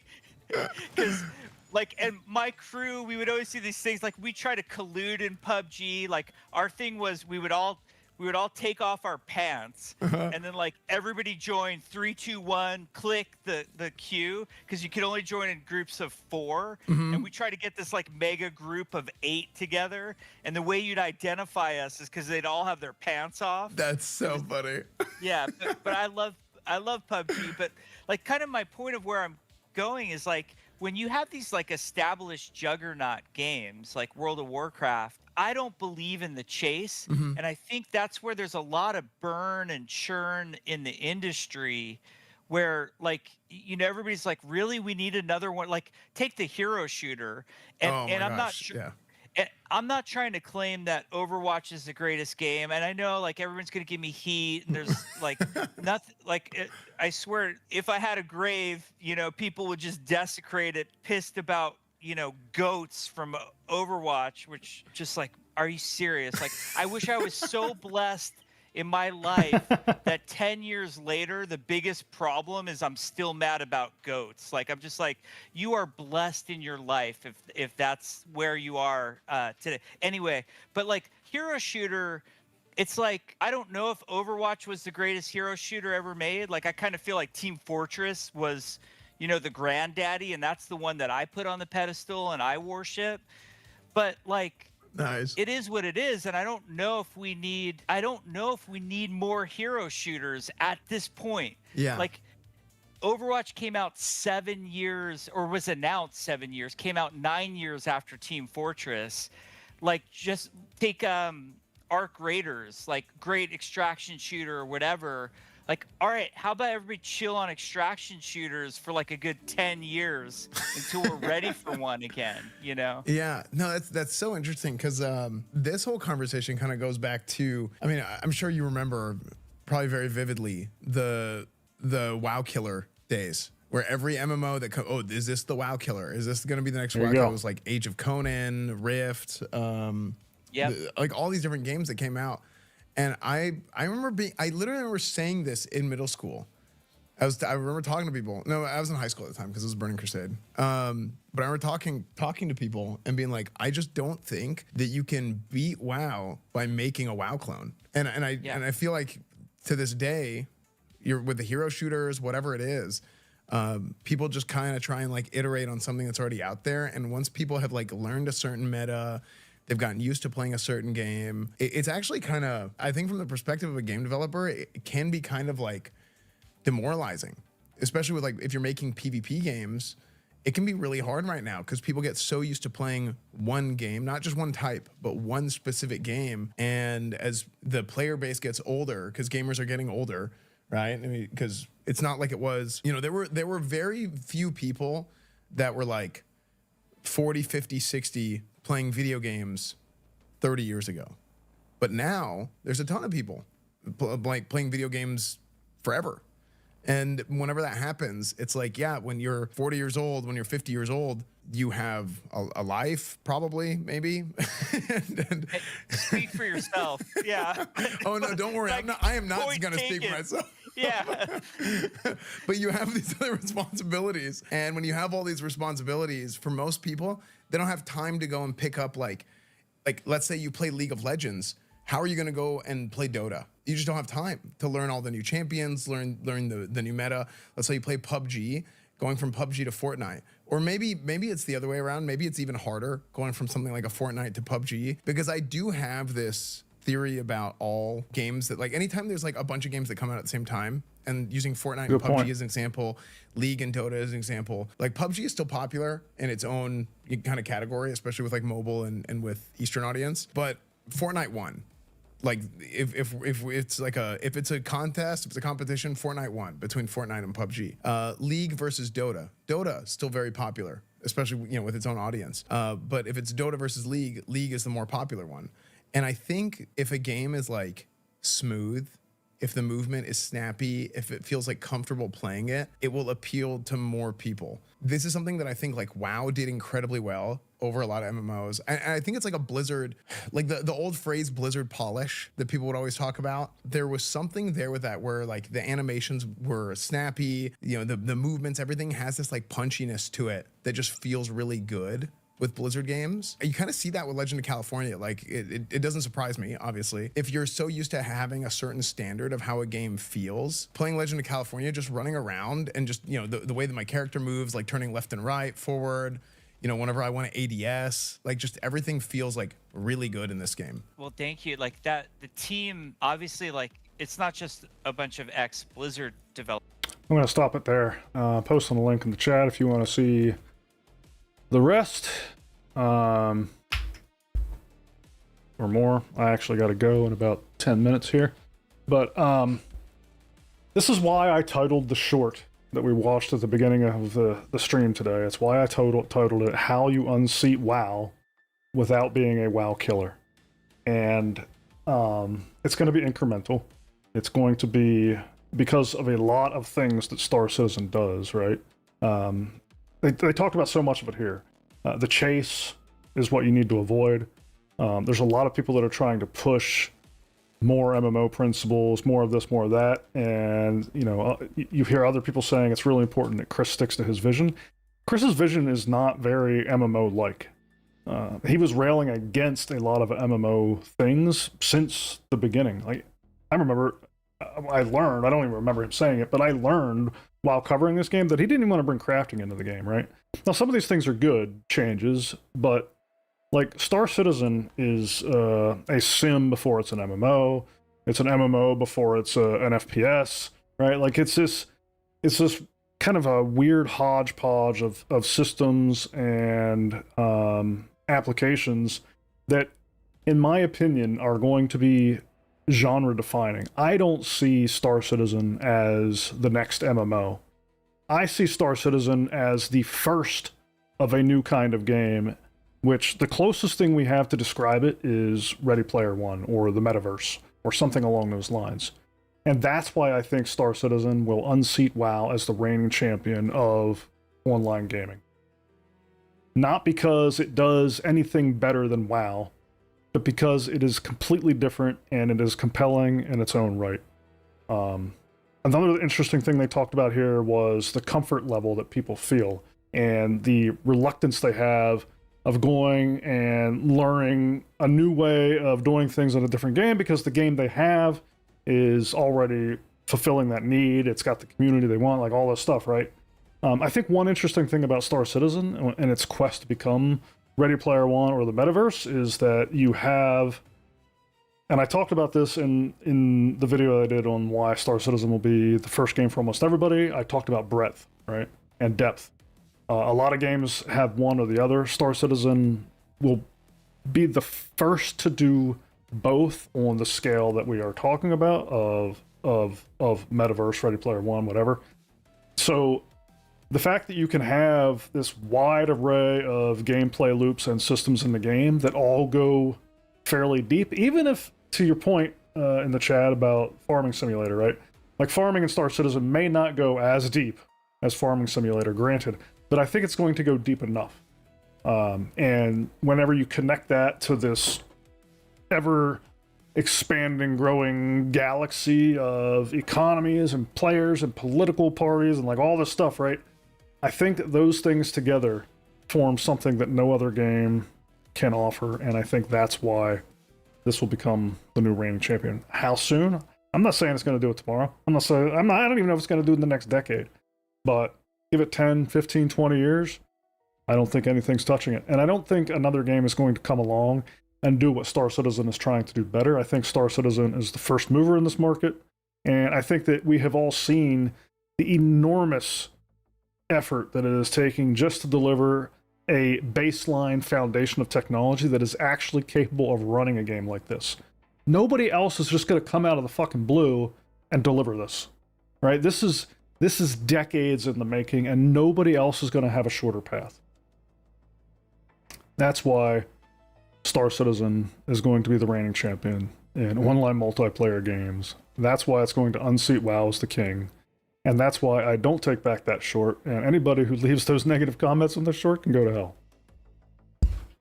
I view them as short-sighted. Sorry, I do.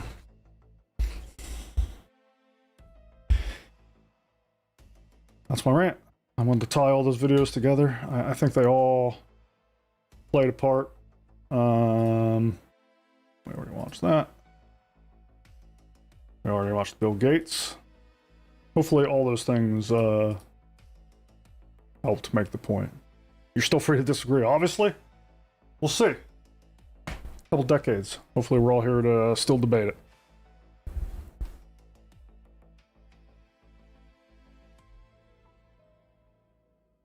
Took me 3 years to burn through my Steam credits. That's awesome. Dynamic events, dynamic PC interactions, and voiceovers with solid AI, that's a big thing. An NPC just walks up and has a conversation with you. That'd be cool. That's the Tribe of Starfield, we know how that went. Yeah, that was a freaking flop. I regret ever buying that game. Honestly, most people have no idea what it takes to be really creative. Yeah, I mean, that's because there's not that many creative people, honestly. Loading screen simulator, no doubt.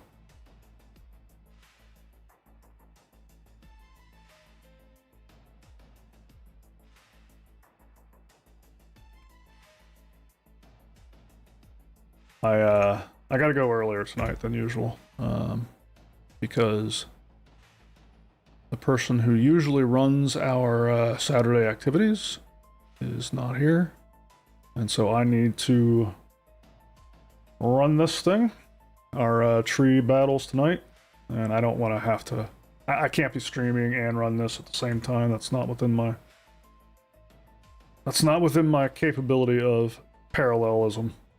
Or multitasking. I'm not a good multitasker. And I would be having to like do orders to TeamSpeak and mask my voice on the thing just to prevent giving all the information to whatever. So it's gonna call it a little earlier than we normally do. I'm just getting set up here to play.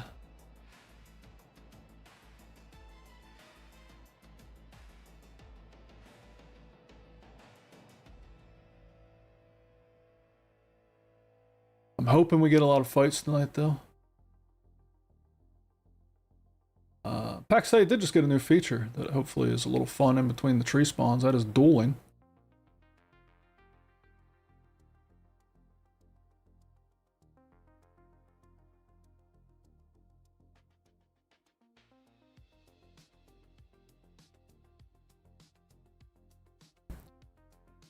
Bummer, I know, Project. I'd love to hang out for another hour or two, but next week we will be back at it. And I think we're gonna get a live SCL this week. Thanks, P Wolf. Appreciate you, man. If we do get a live SCL this week, I'll be doing that live. Also, for anybody interested, I did a podcast with Space Tomato. He'll be dropping that probably Monday morning. I'll link it on my channel, so keep your eye out for that. That was a really good chat about some 4.7 stuff and the new technology announcements. The new tech announcements we saw as part of the last monthly update on server meshing, new transport system, all that stuff. So we had a good chat about that. Yeah, be looking forward to seeing you all again early this week. Yeah. Is there recent updates on the Ashes drama? I haven't checked into that for a little bit. Yeah, we'll do it.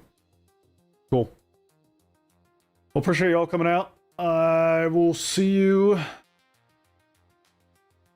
soon. All right. Take care, all. Roll out.